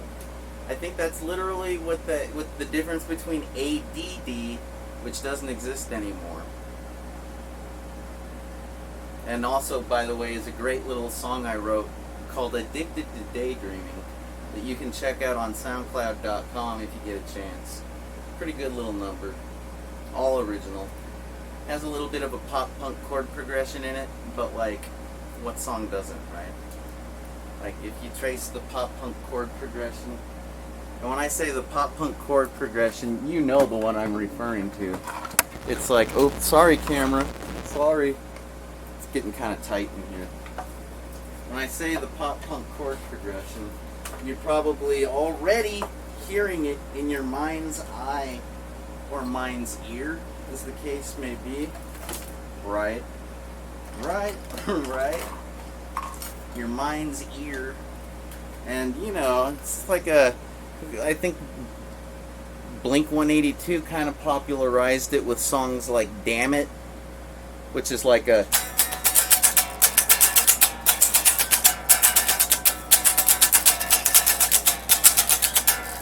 Okay, let me plug into my amp. I'd rather play than talk anyways. But my point about the little Satan in Santa Monica story is, when I walked up to the mic, they said, alright, now our next contestant is this scary little guy. What do you have to offer? And I went,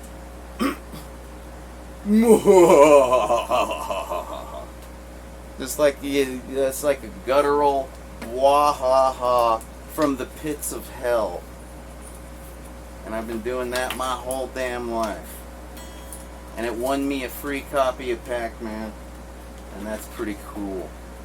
I got rewarded for bringing forth the fear.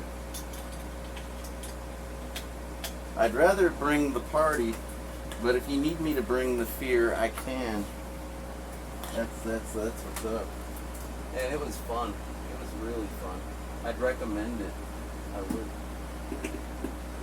So yeah, pop punk chord progression is like popularized by bands such as Blink-182 and also Bush. If you've ever heard like Machine Head, that chorus line where he goes, "I've got a machine head, it's better than the rest, green to red, machine head." That is another prime example of the so-called pop-punk chord progression. It's funny because I don't really think of progressions as being much of anything at all. Like when I'm playing.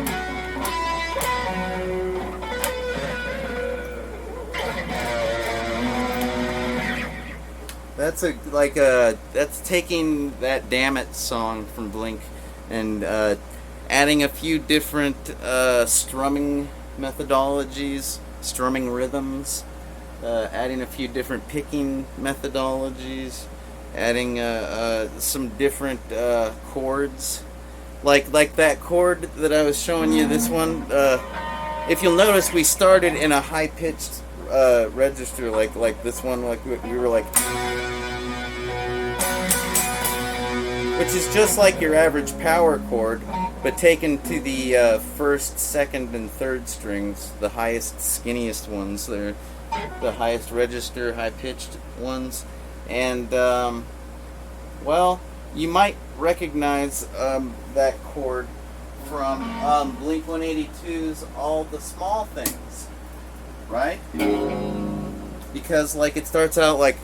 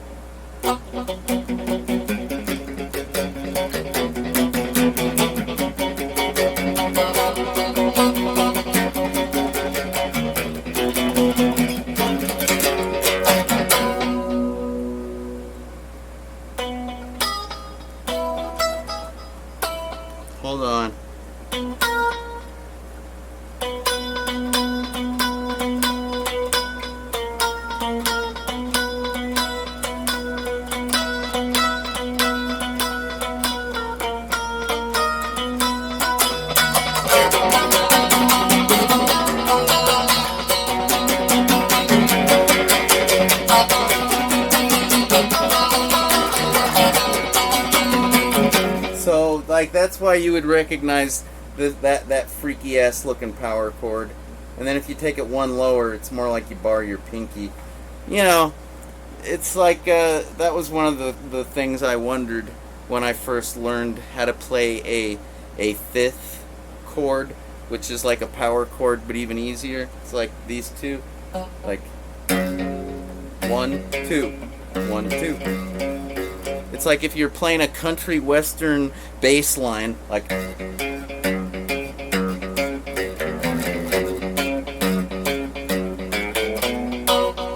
yeah. Well, if you just play it at once, that's a fifth chord. And of course, most people refer to the power chord, which is like, three. Count them, 3 strings played at once. Pretty powerful, right? Especially when you turn on some of that kick and distortion.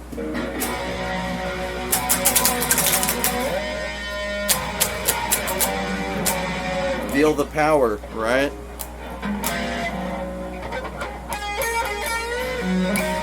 Alright, so back to the chord. Okay, power chord. Oh yeah, pop punk chord progression. You know, that's basically just like that whole sound that everybody knows that.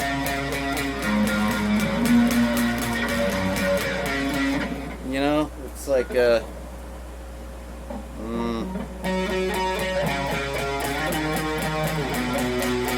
it's like there's so many songs that has that 4-note combination, and you can play it in any key. You could go like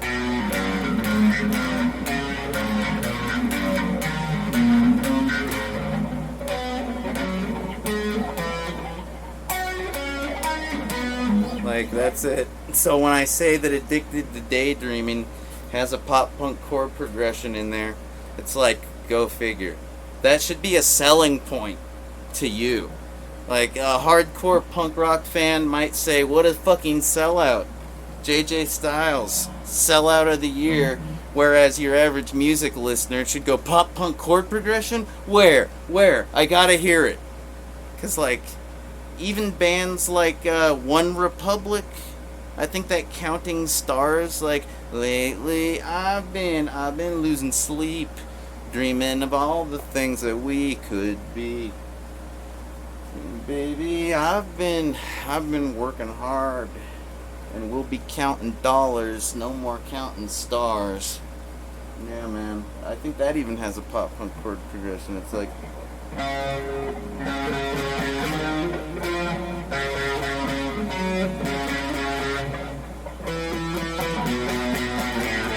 okay, it does, but it's played slightly different. Okay? So like, you know, that one we were just doing, that's like the traditional blinkish, pop punkish one, is that's like that combo of a progression. But the way that One Republic Counting Stars song, it's like it's a slightly, instead of starting here, instead of using that for the root note, okay? And I'm not actually saying the names of the notes, because this is a very modular, this is a very dynamic chord progression. If I throw notes like A, B, C, D, E, F, G at you, that's only going to confound and confuse you more, because it's more about the shape of the pattern that you're following on the fretboard. You know, if you've ever played like, what, Dig Dug? Bomberman? Pac-Man? Like, you should be familiar with going up and down and left and right on a map. And think of your finger as Pac-Man, okay? And you're just going up and down on the map, you know, and the patterns. You know, there's a thing called the Pac-Man pattern. I checked out a book from the library this one time, written by the guy that was the Pac-Man champion at the time.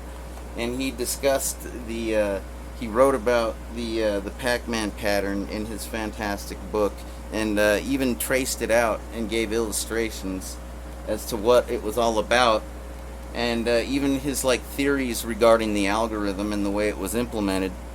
And when I was this tall, I thought that was some pretty good shit. But that's really a good way to look at it. That's why I'm not saying notes. because like obviously this is a C, D, E, but you know what? I hope you didn't hear that, because don't get hung up on that. We're talking about the pattern, so it's like.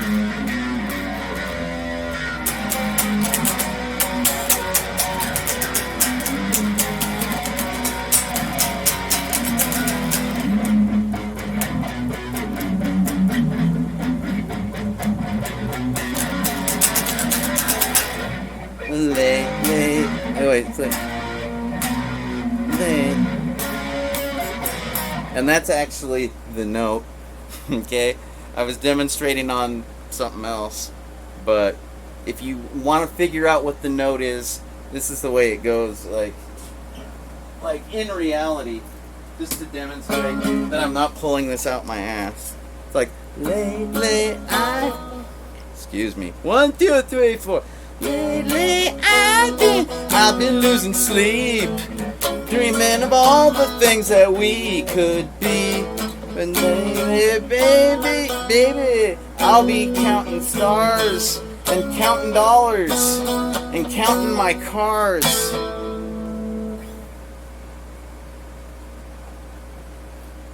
Yep. Something like that.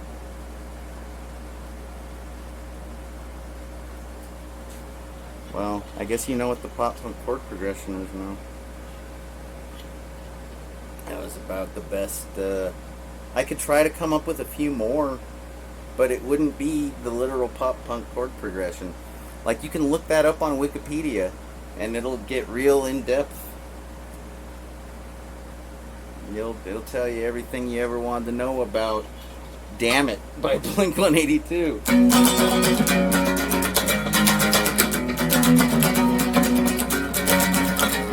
I think that was off of, what's it called, Dude Ranch? Isn't that the one with the cows on it? I don't know. I'm not gonna lie, I'm not like the biggest Blink fan in the world. I do appreciate most of the shit they play on the radio from Blink, you know, and there's even like some old school stuff that I have on my like playlist that I, you know, check out. I'm not like Mr. Diehard. I don't know if I'm diehard about anything anymore. I think I'm diehard about myself. And you could call me a narcissist if you want to. But, you know, I think if you go to like Pocket News, like I got the Firefox web browser, and they have the Pocket News on there. And like, they have all kinds of articles that show up from time to time that say, they always have numbers. It's like a headline, like that you'd see in like a newspaper or a tabloid or a magazine. I don't know, man. The headlines, the article titles, they seem to have a lot of numbers. You know, like 7 things, 7 telltale signs you're in a relationship with a narcissist. Or, you know, the 29 qualities of a successful person. And I don't think you can actually Google that, because I'm literally pulling up random numbers and linking them with headline titles that I like think I read, think I remembered. No, I mean, I don't think I read them. I just mean the headline. Like, I think I saw the headline. Very rarely will I actually read one of those, because like, I already know what virtues are. Okay, you don't have to tell me anything. Like, if you're a human being and you have virtues, that's good enough. Like, if you're driven enough to want to be whatever, or if you want to know if something is whatever and you're that driven, well, good for you. But I know what virtues are, and I know what things are not virtues. Being a liar, being a thief, being a tattletale, those are not virtues. Being modest, but being proud, and you know, being truthful, honest, being helpful, those are virtues. I learned all that stuff when I was this tall. I don't need a fucking article to tell me morals and ethics and good qualities in human beings, and bad qualities as well. So, why did I go there? Come on, somebody help me. What was this? We're talking about, fuck if I know, man. I need a cigarette.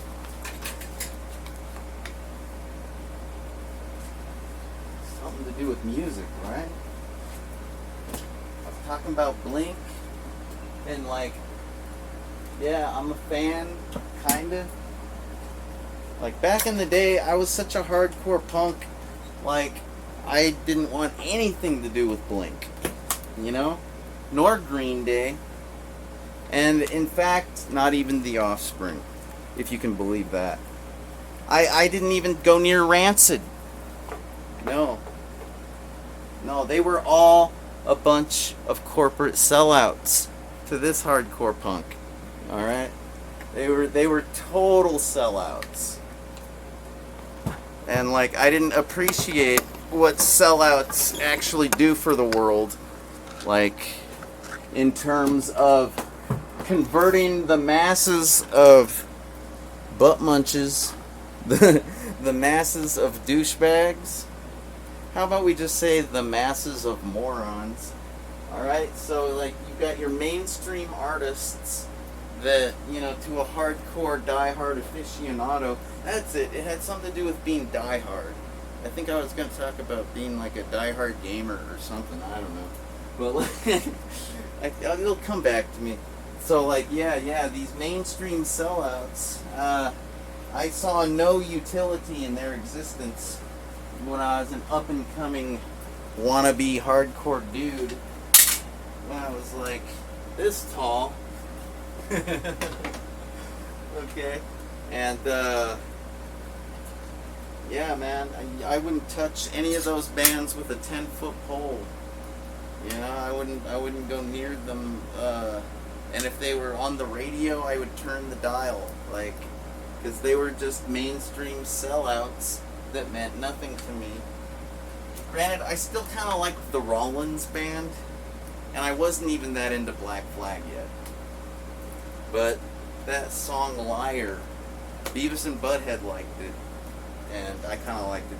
'Cause I'm a liar! And he's got like the red devil skin and shit. It's pretty badass.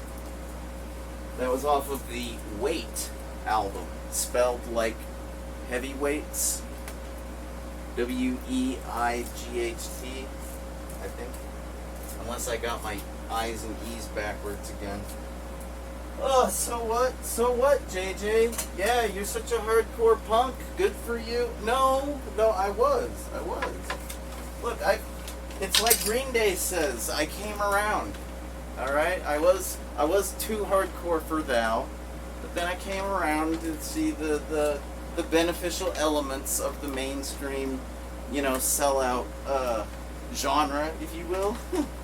The existence of these super popular, trendy ass bands, you know, because like they are far-reaching, and sometimes they even reach, you know, people that would never ever be exposed to that kind of thing, ever, and yet somehow their popularity is so massive that it reaches the unknown neophyte. You know, they're not even a moron, okay? Like, most people that listen to mainstream music are morons because they could be listening to something more specific, you know, like more diverse, something that caters to who they are as an individual. They could be seeking that out, but they're either that lazy or that uninformed that they're just sticking with the mainstream, okay, rather than the underground. So a real underground aficionado usually knows a lot more than a mainstream person. Like if you were to write down a list of artists, a list of bands, and you ask a mainstream person, they'll probably come up with like 3, and an underground person, they'll probably come up with 300. You know what I mean? So it takes a lot more work to be underground, but it's also a lot more rewarding because you actually get access to things that you care about. And that means a lot to an ADD person. Okay? That relates back, definitely. Yeah, the ADD and only being able to care about what you care about and nothing else is basically... And that's why I dropped out of school. That's one of the main reasons, anyways. Aside from the toxic culture and social environment that I had to. One of these days, I'm going to have to make a video about all the ways I was physically bullied and psychologically bullied. And I don't think I was really gaslighted. Granted, I don't think I understand gaslighting well enough to... Maybe I was. I think my own teachers gaslighted me, actually. It wasn't so much the students as it was the authority figures that gaslit this little one. I was this tall. Right? So aside from the toxic culture and environment of school, all the subject matter that they asked me to do, as a student, yeah, it was shit I could give a fuck about. So, of course I was going to do poorly, and there was no other way around it. Like, you could get in a special ed after school program to try to make you, like, it's like, if you can't care about this subject matter, well then, we'll just take the extra amount of time to make sure you get it. Because regardless of if you care or not, you're gonna get this, alright? Like, you have to know United States history. If you don't know United States history, then you shouldn't live in the United States, little JJ. I was born here. My father was born here. My grandmother was born here. My great-grandmother was born here. My great-great-grand... Okay, you don't have to tell lies, alright, little one? You're just making stuff up now. There's no way that your great-great-grandmother was born here, because Arizona wasn't in the United States, and nothing existed before the United States. But I'm not a liar. Yeah, so, whatever. It's like, you care about what you care about, and you don't care about what you don't care about. That's nice. And maybe sometimes if enough time goes by, and if you gain enough experience firsthand with regards to a particular topic, like, just because I didn't like mainstream punk rock back in the day, like, I've covered on my SoundCloud, I've played Offspring songs, like All I Want. That's all I want! And I've done Gone Away. And it feels like heaven is so far away. And I've done Self-Esteem. It's kinda hard when she's ready to go. I may be dumb, but I'm not a dweeb. No, I'm just a sucker with low self-esteem. Or sometimes I say no self-esteem. Like, cause lady, yeah, oh, yeah. Something like that, right? And I've done like a Boulevard of Broken Dreams. I walk this empty street on the Boulevard of Broken Dreams, while the city sleeps, and I am the only one, and I walk alone. My shallow. And then I've done Come Around, which I was making reference to earlier when I said I finally came around to mainstream punk rock music after a while. Because I'm a loser and I'm a user, and I don't need no abuser. Excuse me, I mean accuser. I don't need an abuser either. I've had enough abuse. Thank you very much. But no, it's like I've done Blink, done the all the small things, true care, truth brings. Always, I know you'll be at my show, watching, waiting, commiserating. Say it ain't so. I will not go. Turn the lights off. Carry me. Na na na na na na na na na na na na na na na na na na. And when I covered that one, I used like a chipmunk voice sound filter like patch thing. And the reason I did that was because I was trying to have fun. You know, those Blink guys, they make fun of a lot of things. Like, Enema of the State is an album that is called Enema of the State. That's a play on words, because we all know the correct term is enemy. Enemy of the state. And don't you forget it. Fuck you, state. That's what an enemy of the state looks like. Essentially, if this was a comic book or something, you'd be like, yeah, fuck you, state. I'm your enemy. And Will Smith in that movie, Enemy of the State, he's basically an innocent person that has been labeled an enemy of the state. Okay? And he has to try to survive in this culture, this security paranoid culture at the time in the United States. It's very accurate of the conspiracy culture and the whole black ops culture. You know, both sides. You had Gene Hackman representing your old white guy conspiracy theorist, kind of like paranoid dude. And then you got your oppressive government, your big brother, and Will Smith stuck in the middle as a lawyer guy. An eggplant, as they called him, which is a racial slur meant to make successful people feel bad because they're so successful. Yeah, right. Don't ever fall into that trap, successful people, because there's nothing honorable about not being successful. About the only thing honorable is to be stoic. And that's bullshit. That's what they teach you in school. I say if you're unsuccessful and you believe you deserve respect, bitch about it from the highest rooftops at length. And point out all the reasons why you should be acknowledged and you should be successful. Especially if you're an originator, an inventor, if you fucking coined something way before anybody else did, and you did it under circumstances that were difficult for whatever reason, maybe because you were oppressed, maybe because you lacked resources, maybe because you were this tall. Yeah, man. Fucking if you're unsuccessful and you there's no point in being stoic. Did that work out for the Native Americans? Gee. I guess they have casinos now. I guess they've gone from being called tribes to being called nations.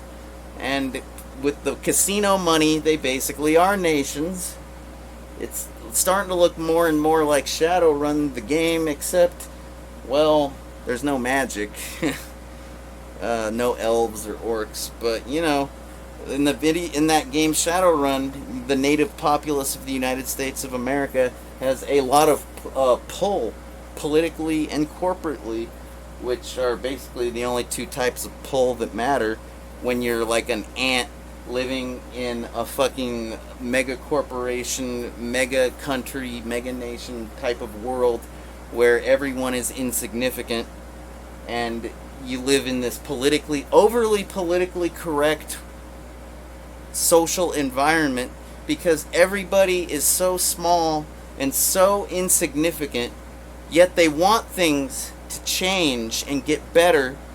So instead of eating away at the power structure, they eat away at each other because that's all they have access to. It's like picking at the lowest hanging fruit.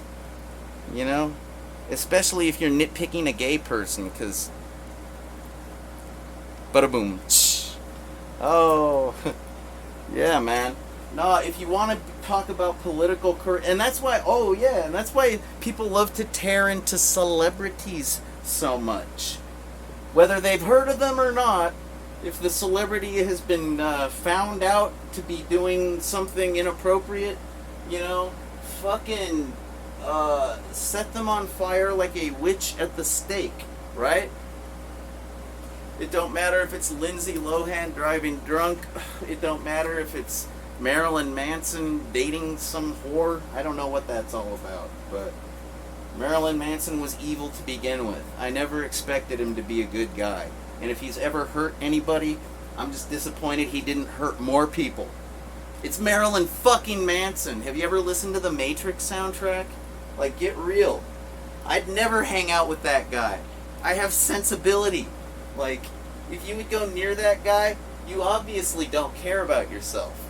Okay? It's that, he makes it that glaringly obvious that he's a dark, dark, dark dude. And that if you go anywhere near him, you will probably go to hell just for being in his presence. So don't tell me about, oh, he took advantage of me. Oh, really? Tell me more. I want to hear, I want to learn a few of his techniques. Because I'd like to take advantage of some motherfuckers. Some clueless noobs. That's what I'd like to do. Like to turn them inside out. Fucking pink sock some noobs up in here. That's what I'm talking. And I'm using metaphorical language. But I'd like to backdoor your fucking system to the point it's pink socking. Yeah, you got your TCP/IP sockets, your socks. Yeah, they're pink, motherfucker. That's what I'm talking about when I'm talking about naivety, when I'm talking about crucifying people, when I'm talking about just having a microscopic level of control in a world where giants rule all. That's the reason why cyberpunk science fiction went on at length about mega corporations. Like, does that register, or is it all about hairdos and leather?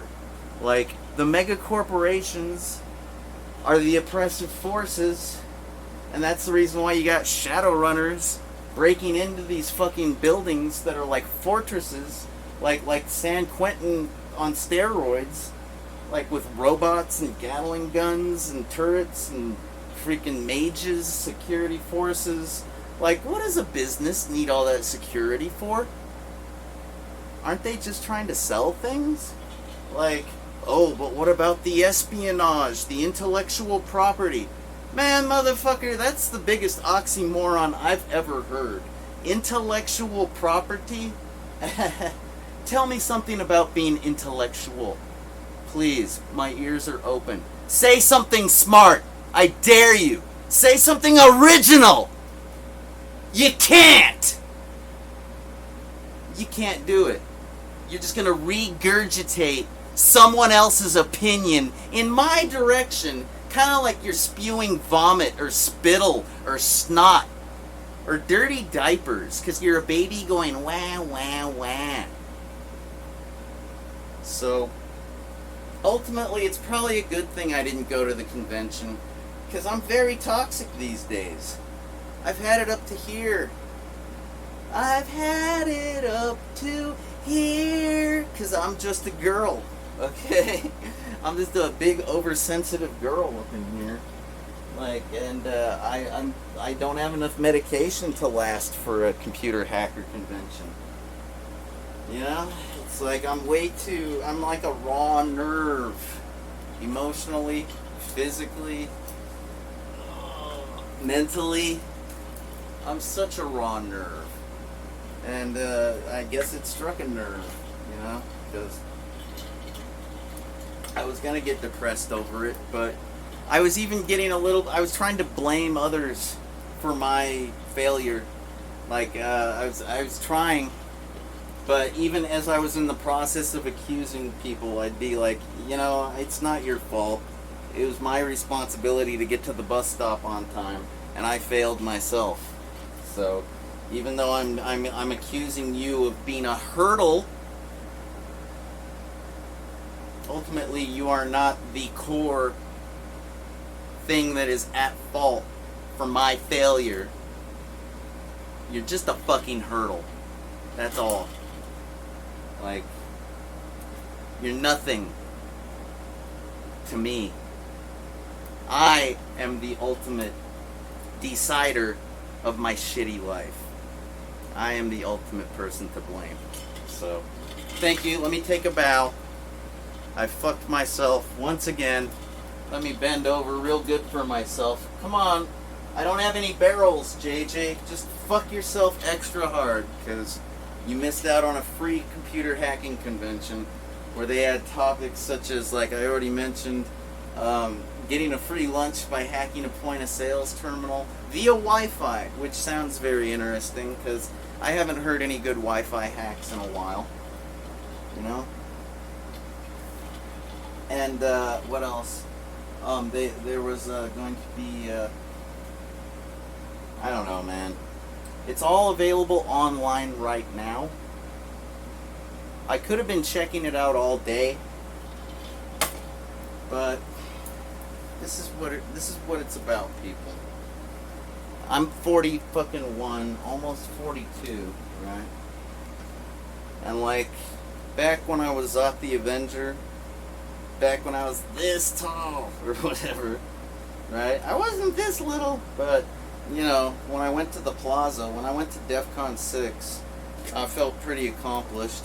The year before that, or the year, like 2 years before that, I'd been reading about things that I never went to, like Ho-Ho Con and Summer Con, etc., right? And I'm just like trying to figure out, gee, these hacker cons sound fucking badass. Which one should I go to? Naturally, I picked the closest one in proximity, DEF CON. I live in Arizona, and Nevada is very close. I figured that'll be easy, and it was still pretty cheap back then. I think it was like $60, maybe even 40. It's tough. Like, I think I have it right here. Yeah, this makes it easy to demonstrate. I refer to this one, the DEF CON 6. I didn't even have a cool hacker handle yet. Like, I was just like a dude. I was like, dude, I need a handle, man. What do you think? Ultra Laser? Dr. Doom? My mother does not dress me. I'm dressed like an average grunge rock whatever. She did buy me this baseball cap, but she knows I like Garfield. Yeah, man. No, that's what I'm saying. It's like this app right here. It tells you what they're doing at Cactus Con right now. And I could have been checking it out. I think there's been live streams all day. But back then, I thought that you went to hacker cons to become a hacker, right? Because, like, I was still kind of like a wannabe, kind of, dude, I need a handle. Like, I already knew I had skills because I had overcome, I had made Cyber Patrol succumb to my ultimate cyber power at the TV studio. I'm like, you can't censor my internet. I'll go download a batch script that somebody else wrote, and I'll put it on a floppy and I'll run it, and then my internet won't be censored. Thank you very much. Because if my parents don't use parental control software, why the fuck should my public internet sources use it? Like, that's like, I go to rated R movies, okay? And yeah, with my dad, with my mom. So what? My point is like, I don't live a censored life. I play violent video games. Sometimes they have sexual content. You get it? I've seen NYPD Blue. I've seen Dennis Franz's butt cheeks. If that's not adult, if I haven't earned access to adult content by going through that affair. By the way, if you ever have the chance to see Dennis Franz's butt cheeks, avoid them at all costs. That is some honest, like, I'm looking out for you. That's when you go, good looking out, JJ. I will avoid Dennis Franz's butt cheeks, whether they are on film or right in front of me. I will avoid them at all costs, you know. So that DEF CON 6 badge is my favorite DEF CON badge of all time, just because the motto, like if you bought the t-shirt, the official con shirt, like these days when you go to a con, there's probably going to be 50 different shirts, right? Like that say the name of the con, and they all have their own little theme, and depending on the type of person you are and your personality type, etc., you'll get the t-shirt that suits you. But at this con, there was only one shirt, okay? And it was basically like, if you went to this con, well, that's how you represent. And it had that logo, Okay, that circular kind of like stripy kind of. It kind of makes me think of those raver shirts in like the 20 aughts that had like pictures of Che Guevara and other revolutionary types. They all seem to have that kind of like a red and black kind of theme. And I know this is blue on the badge, but the T-shirt was red and black. The DEFCON 6, and on the back, all right, on the back, on your, in between your shoulder blades, it read in lowercase letters, "I miss crime." Very plainly, very obfuscated. I don't know. That's not the right word. It's very plain. It's not in code word. No, it's just kind of obscure. It's an obscure kind of, like, unless you're in the computer security scene, you're not gonna get it. Like if somebody saw a person walking down the street wearing a shirt that says "I miss crime," they're probably gonna think, "Oh, that must be a reformed inmate. That must be a reformed convict, right?" And they're trying to point out that they're reformed, right? No, that's not it at all. That's about as off as you could be. We're talking about computer, like the kind of person to wear a T-shirt that says DEFCON 6 on the front and "I miss crime" on the back. It's the type of person that might have like a gut, might be a little chubby, or maybe super thin and tall and like all wiry and anxietied out, right? And notice I didn't say guy or girl, I just said person. Might be a fat person, or it might be a wiry, skinny person. Basically a geek, like a long, gangly, geek, like a chubby kind of portly, stout kind of Jabba the Hutt-esque nerd. Okay, like that's gonna be the person wearing the "I miss crime" DEFCON T-shirt. Okay, like not like some kind of like iron pumping, tattooed up ex-con, okay? And so what? I miss crime. It's simple. It's like by the time DEFCON 6 rolled around, the era of black hat computerism, the black hat lifestyle was coming to an end. It was all basically going in the direction of the mainstream.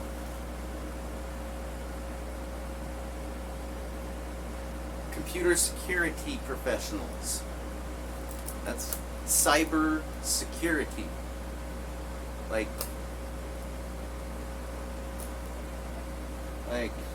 you people have no idea what real black hats are like. You basically, like the cybersecurity professionals of today, they don't know what a black hat hacker is. They know what a cyber criminal is. Like, cyber criminals are nothing like black hats at all.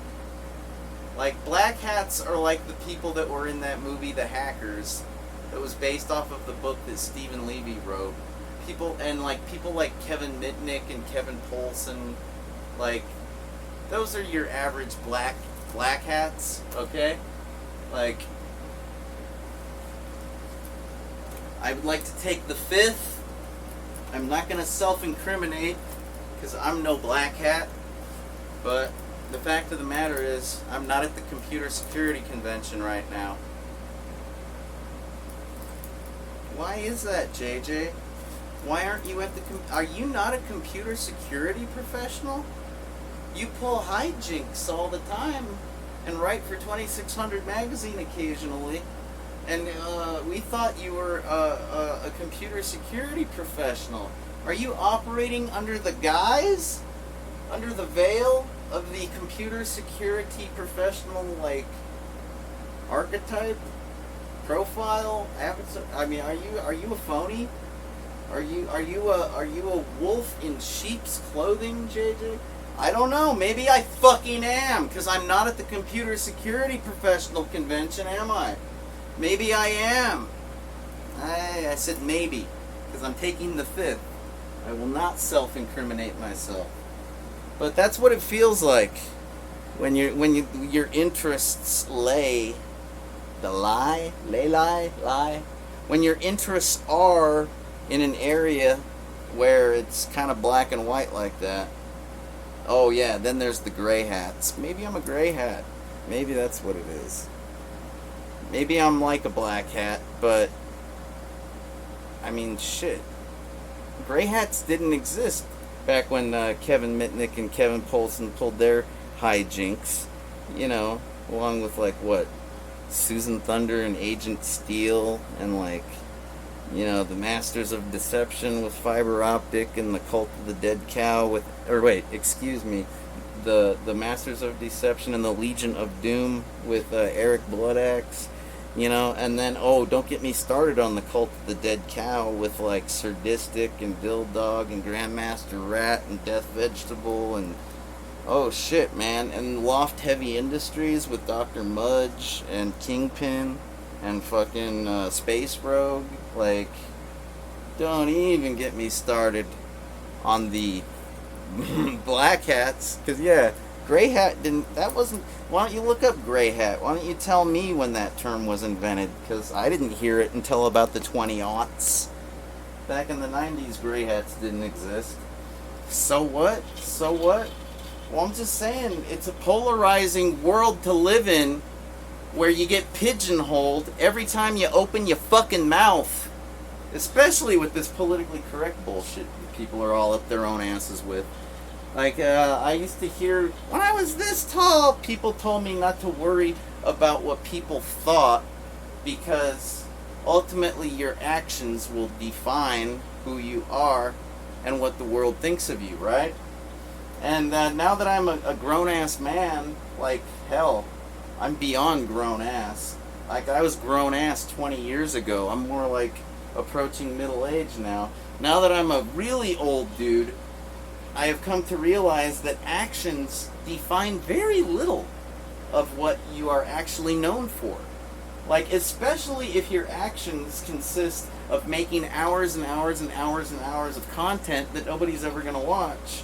Because, like, you can do a lot of actions that nobody's ever going to even notice or acknowledge. And those that do are people just like me. You know, the so-called voiceless, the shadows, basement dwellers, cell dwellers, fucking, and I've already proclaimed in a previous video, I ain't no fucking basement dweller. I used a video game TV show to build a life for myself. I got a job, I got a girlfriend, I was in a band, I went to college, I was doing all this shit pretty much because of my video game show giving me a leg up in society, like bringing attention to my skills with regards to like technology, audio, video, multimedia shit, web page design and coding, being able to express myself, communication, media communication as it's called, all that stuff. Because your average 17-year-old doesn't work at an ISP, isn't engaged to be married, isn't going on tour with a DIY punk rock band, booking their own tours using email. Like, I'm sorry, man. I know there are some exceptional young people these days. Generation Z represent, you know, I give you props, you know, but there ain't nobody like me. I'm a super mutant. Like, and it wasn't even a big deal. Like, I wasn't trying to be an adult. I was. Like, my parents, they didn't really put those limitations. Those, oh, you're grounded. I never got fucking grounded. Are you kidding? I would have looked right back at them and said, you're grounded! That's what I would have fucking done. I was a little fucking... I was like a little adult with no hair on my balls, alright? That's about it. Granted, I was still fucking sheltered like a little bitch. I couldn't ride my bike very far away. That sucked. And I did kind of get in trouble one time when, I think it was me and Daryl and Ray and Gilbert, we rode our bikes down the hill and around the block and like, I don't know how they talked me into it. I guess they peer pressured. I was the oldest one of the gang too, and like somehow those kids made me feel like a chicken if I didn't go down the hill and around the block with them for a quick spin around, you know, Enchanted Hills. And I was just like, I'm no chicken. I'm going with you. And I got in big trouble. They got in big trouble. We weren't supposed to leave the front yard, which our front yard was like a mile long. It's just like 36th Street. It's this long strip of road by Mission. It's just a lot of desert. We'd play football, frisbee, bicycle, and when that got boring, we'd get on the front porch and skateboard. But yeah, man, fucking sheltered little bitch. But aside from that, I was like a little adult. So when you're 17, driving around, working, engaged in a band, yada yada yada. I think I'm gonna barf if I say all those things one more time. I think you heard me, right? So not a basement dweller, but yeah, I'm familiar with the lifestyle. I mean, I practice it. I have a beautiful basement, don't I? I prefer to think of it as my studio at the most, and my cell at the least. Because though I'm not like institutionalized in like in a penitentiary or what have you, or a dormitory, whatever kind of institution, a hospital room, I don't care. They're all just little rooms at the end of the day, right? This is my cell, and I actually like that band Cell Dweller. Like, they're an inspirational sound of music to put into my head, so I don't mind saying, I'd rather say I'm a cell dweller than a basement dweller, just because I've never had a basement. That sounds like a privilege that I'd love. I can't even relate. I've been to basements, like I've played concerts, we've done basement shows, me and my band, like, and I've even been to basement raves, basement parties, like, and when I say a rave, I mean like a rave, okay? Basement raves, fucking, what? I've never had a people in Arizona don't really do basements. Like, we don't have tornadoes, we don't have to go underground to hide, okay? And, what else are basements used for? I don't know. I'm pretty sure that hiding from tornadoes is like the most important reason to have a basement, I think. Aside from like storage, maybe like, I mean, but then when you start talking about storage and underground shit, you could be talking about anything from a wine cellar to a crypt, okay? Like, I mean, a basement is a basement is a basement, all right? Just because it's underground, it's not a basement, okay? It could be a crypt or a wine cellar. If there's dead people or if there's wine, it's not a basement. Got it? But I digress, man. It's all about the underground. Fuck the mainstream. Nah, I'm just kidding, you guys. I told you, I've covered plenty of mainstream artists. I've put some serious thought into covering some Rancid, or even better would be Operation Ivy, right? Like, I think if I was gonna cover some Op Ivy, I would do Sound System. I love that song, man. Oh, man. We should get down to Sound System right now. You guys ever heard Sound System? I gotta play it for you. You guys are gonna love this. I don't know if you've ever heard, like, Rancid. They do, like, Ruby Soho. It goes, that song on the radio that goes like, Ruby, Ruby, Ruby, Ruby Soho. Ruby, Ruby, Ruby, Ruby Soho. Ruby, Ruby, Ruby, Ruby Soho. Ruby, Ruby, Ruby, Ruby Soho. Like that. And they also had another big hit that goes, black shoes, black hat, black coat, black shoes, black hat, Cadillac, yeah. The boy's a time bomb. Black coat, black shoes, black hat, Cadillac, yeah. The boy's a time bomb. So I'm pretty sure you know who Rancid is. Like, they got a guitar player named Lars. They got mohawk hairdos. They're a pretty big deal back in the 90s.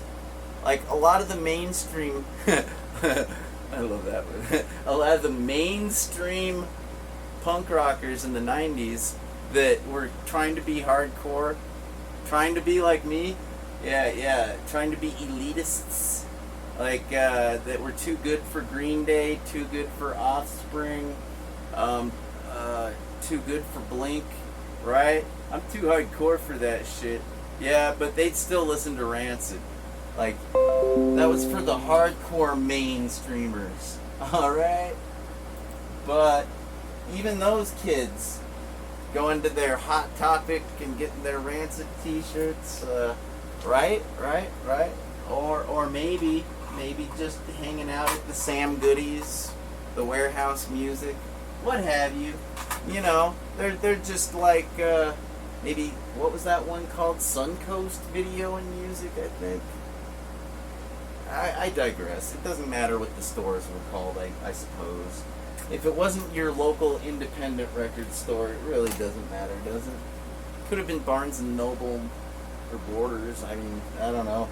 Look, it's all just mainstream bullshit. But even those guys sometimes they didn't even know about the Op Ivy.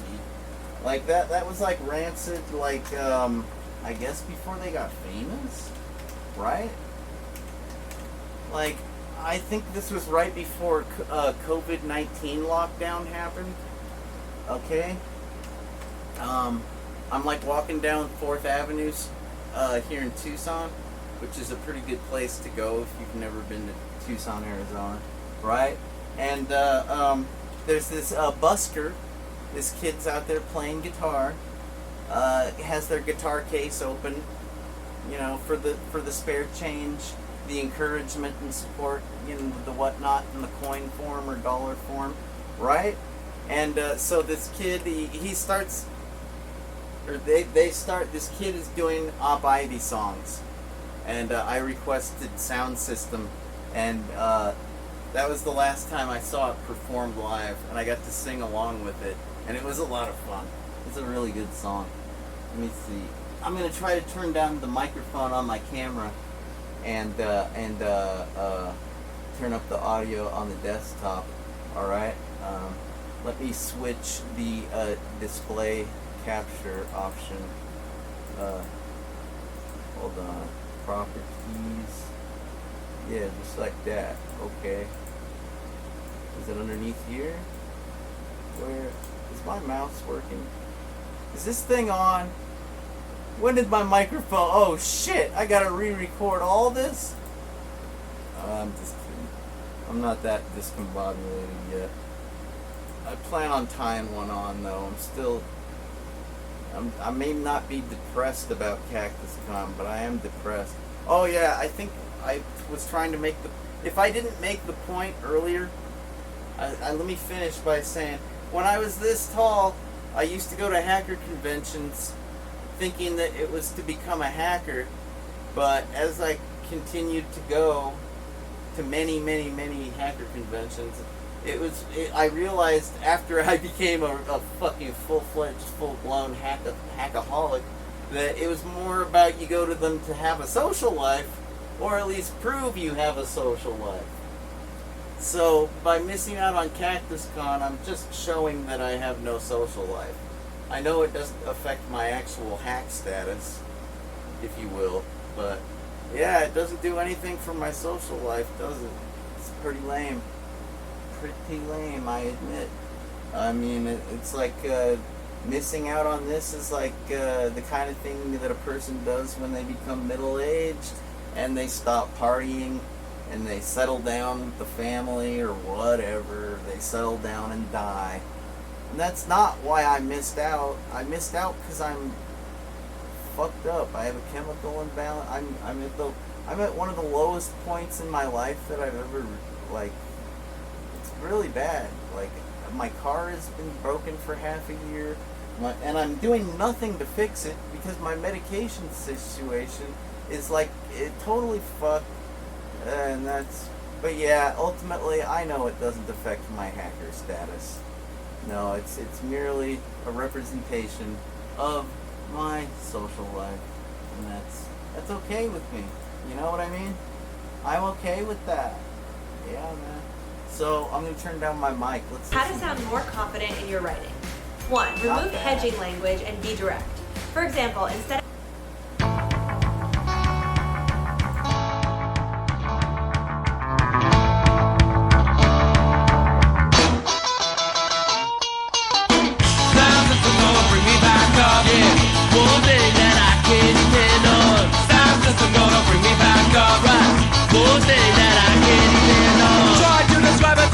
my ability and say it for a second, then I've given up what it used to be. Containing music somehow more than just sound. This inspiration comes in twisting things around us. You always know that it's gonna have to go. You always know that you'll be back in the cold. One of the budgets of made it in a song, so he's coming and giving that hope for just a second, then it's gone. But sounds that are gonna bring me back up, right? One thing that I can't depend on. Sounds that are gonna bring me back up, yeah. One thing that I can't depend on. Static pulse inside of music bringing us escape.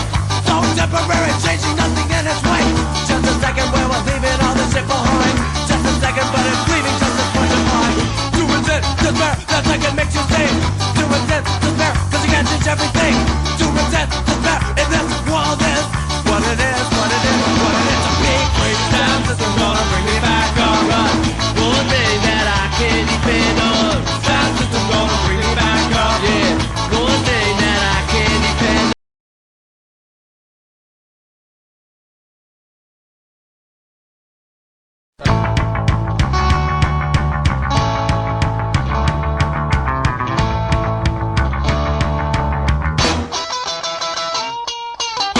Sound system gonna bring me back up, yeah. One thing that I can't depend on. Sound system gonna bring me back up, right. One thing that I can't depend on. Try to describe it to the limit of my ability and say it for a second, then I've given up what it used to be. Containing music somehow more than just sound. Inspiration comes in twisting things around us. You always know that it's gonna have to go. You always know that you'll be back in the cold.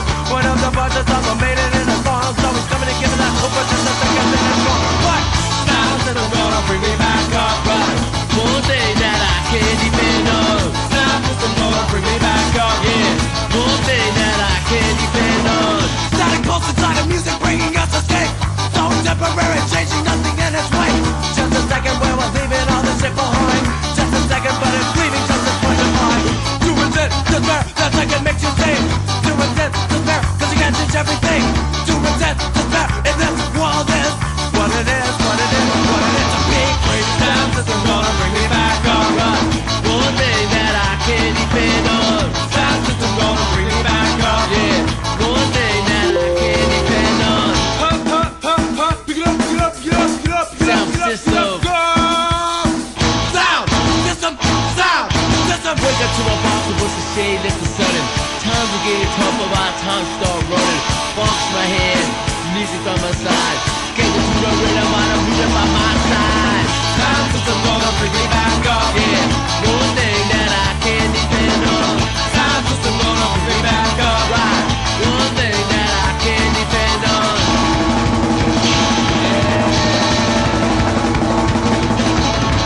Sound system gonna bring me back up, right. One thing that I can't depend on. Sound system gonna bring me back up, yeah. One thing that I can't depend on. Sound system, sound system.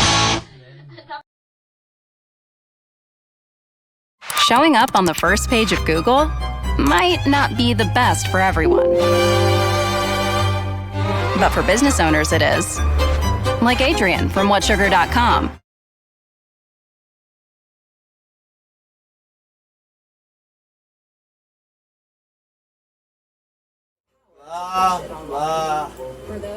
Hey, you fucking corporate scum. You must think I'm pretty dumb. Wix. Wix can suck my dicks. That's what I think of your little ad. Your fucking feeble little ad. You know, when I was a kid, goddamn people, literally in about like a 2-minute time span, I completely trashed this fucking place. Knocked my drink over, got a fair amount all over the couch, trying to clean up the couch, knock over my ashtray, get butts and ashes everywhere.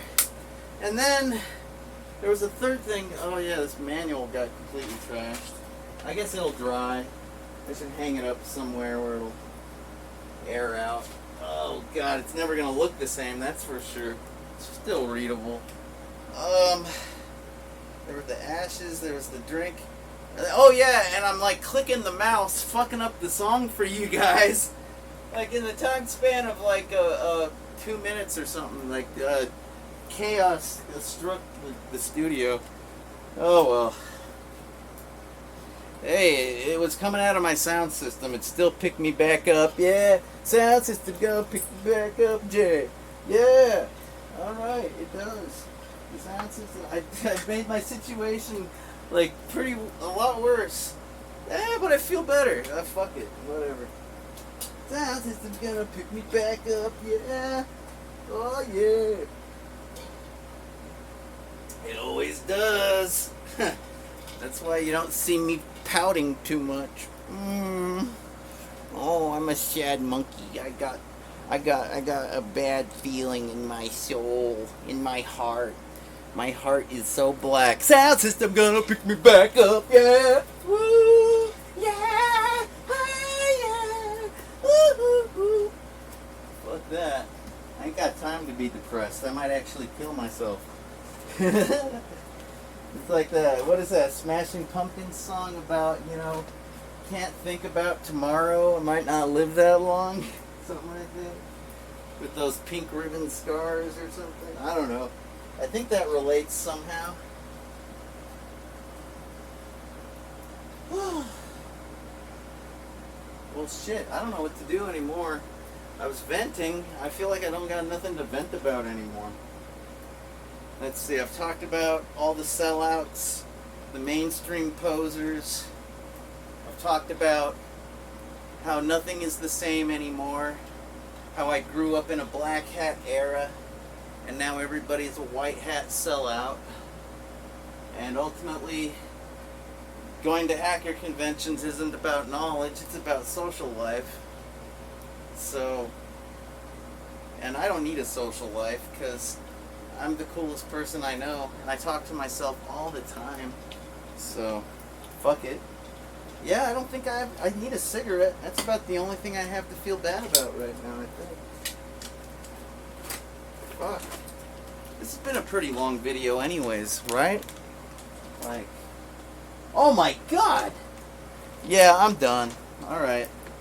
Well, I still am a Cactus Con fan and attendee for many years, and I would say if you get a chance to check it out, either online while it's streaming, you should do so if you're into that kind of thing, or maybe if you just want to get a better general idea of what Cactus Con is, you could go to the JJ Styles Rocks channel on YouTube, and you could check out the virtual attendee con thing that I did during COVID lockdown, because they did Cactus Con like that. Like, they're doing it like that right now, but there's also the option of being there in person. But back during COVID lockdown, yeah, everybody was remoting. Everybody was doing the back in my day, they didn't call it remoting. I think they called it relay. What the fuck did they called it telecom? No, I don't know. Look it up. I don't give a fuck. I got other shit to focus on. I'm just trying to keep it real and say check out the Cactus Con if you give a fuck. And if you don't, well then go check out Operation IV. Man, because it'll pick you back up. Yeah. Sound system. If you got a good sound system, the Operation IV will pick you back up. If you don't have a good sound system, you might want to invest in one. Okay?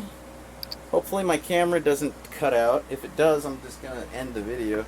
But like, if you can get yourself some Bose Bose brand speakers. Those help. These are the desktop variety. They help. Or like a nice sound bar. Sound bars help. What else? What else? Maybe like some nice television speakers. They're kind of like sound bars that go on the side. You know? Get yourself a nice stereo receiver, like a Yamaha.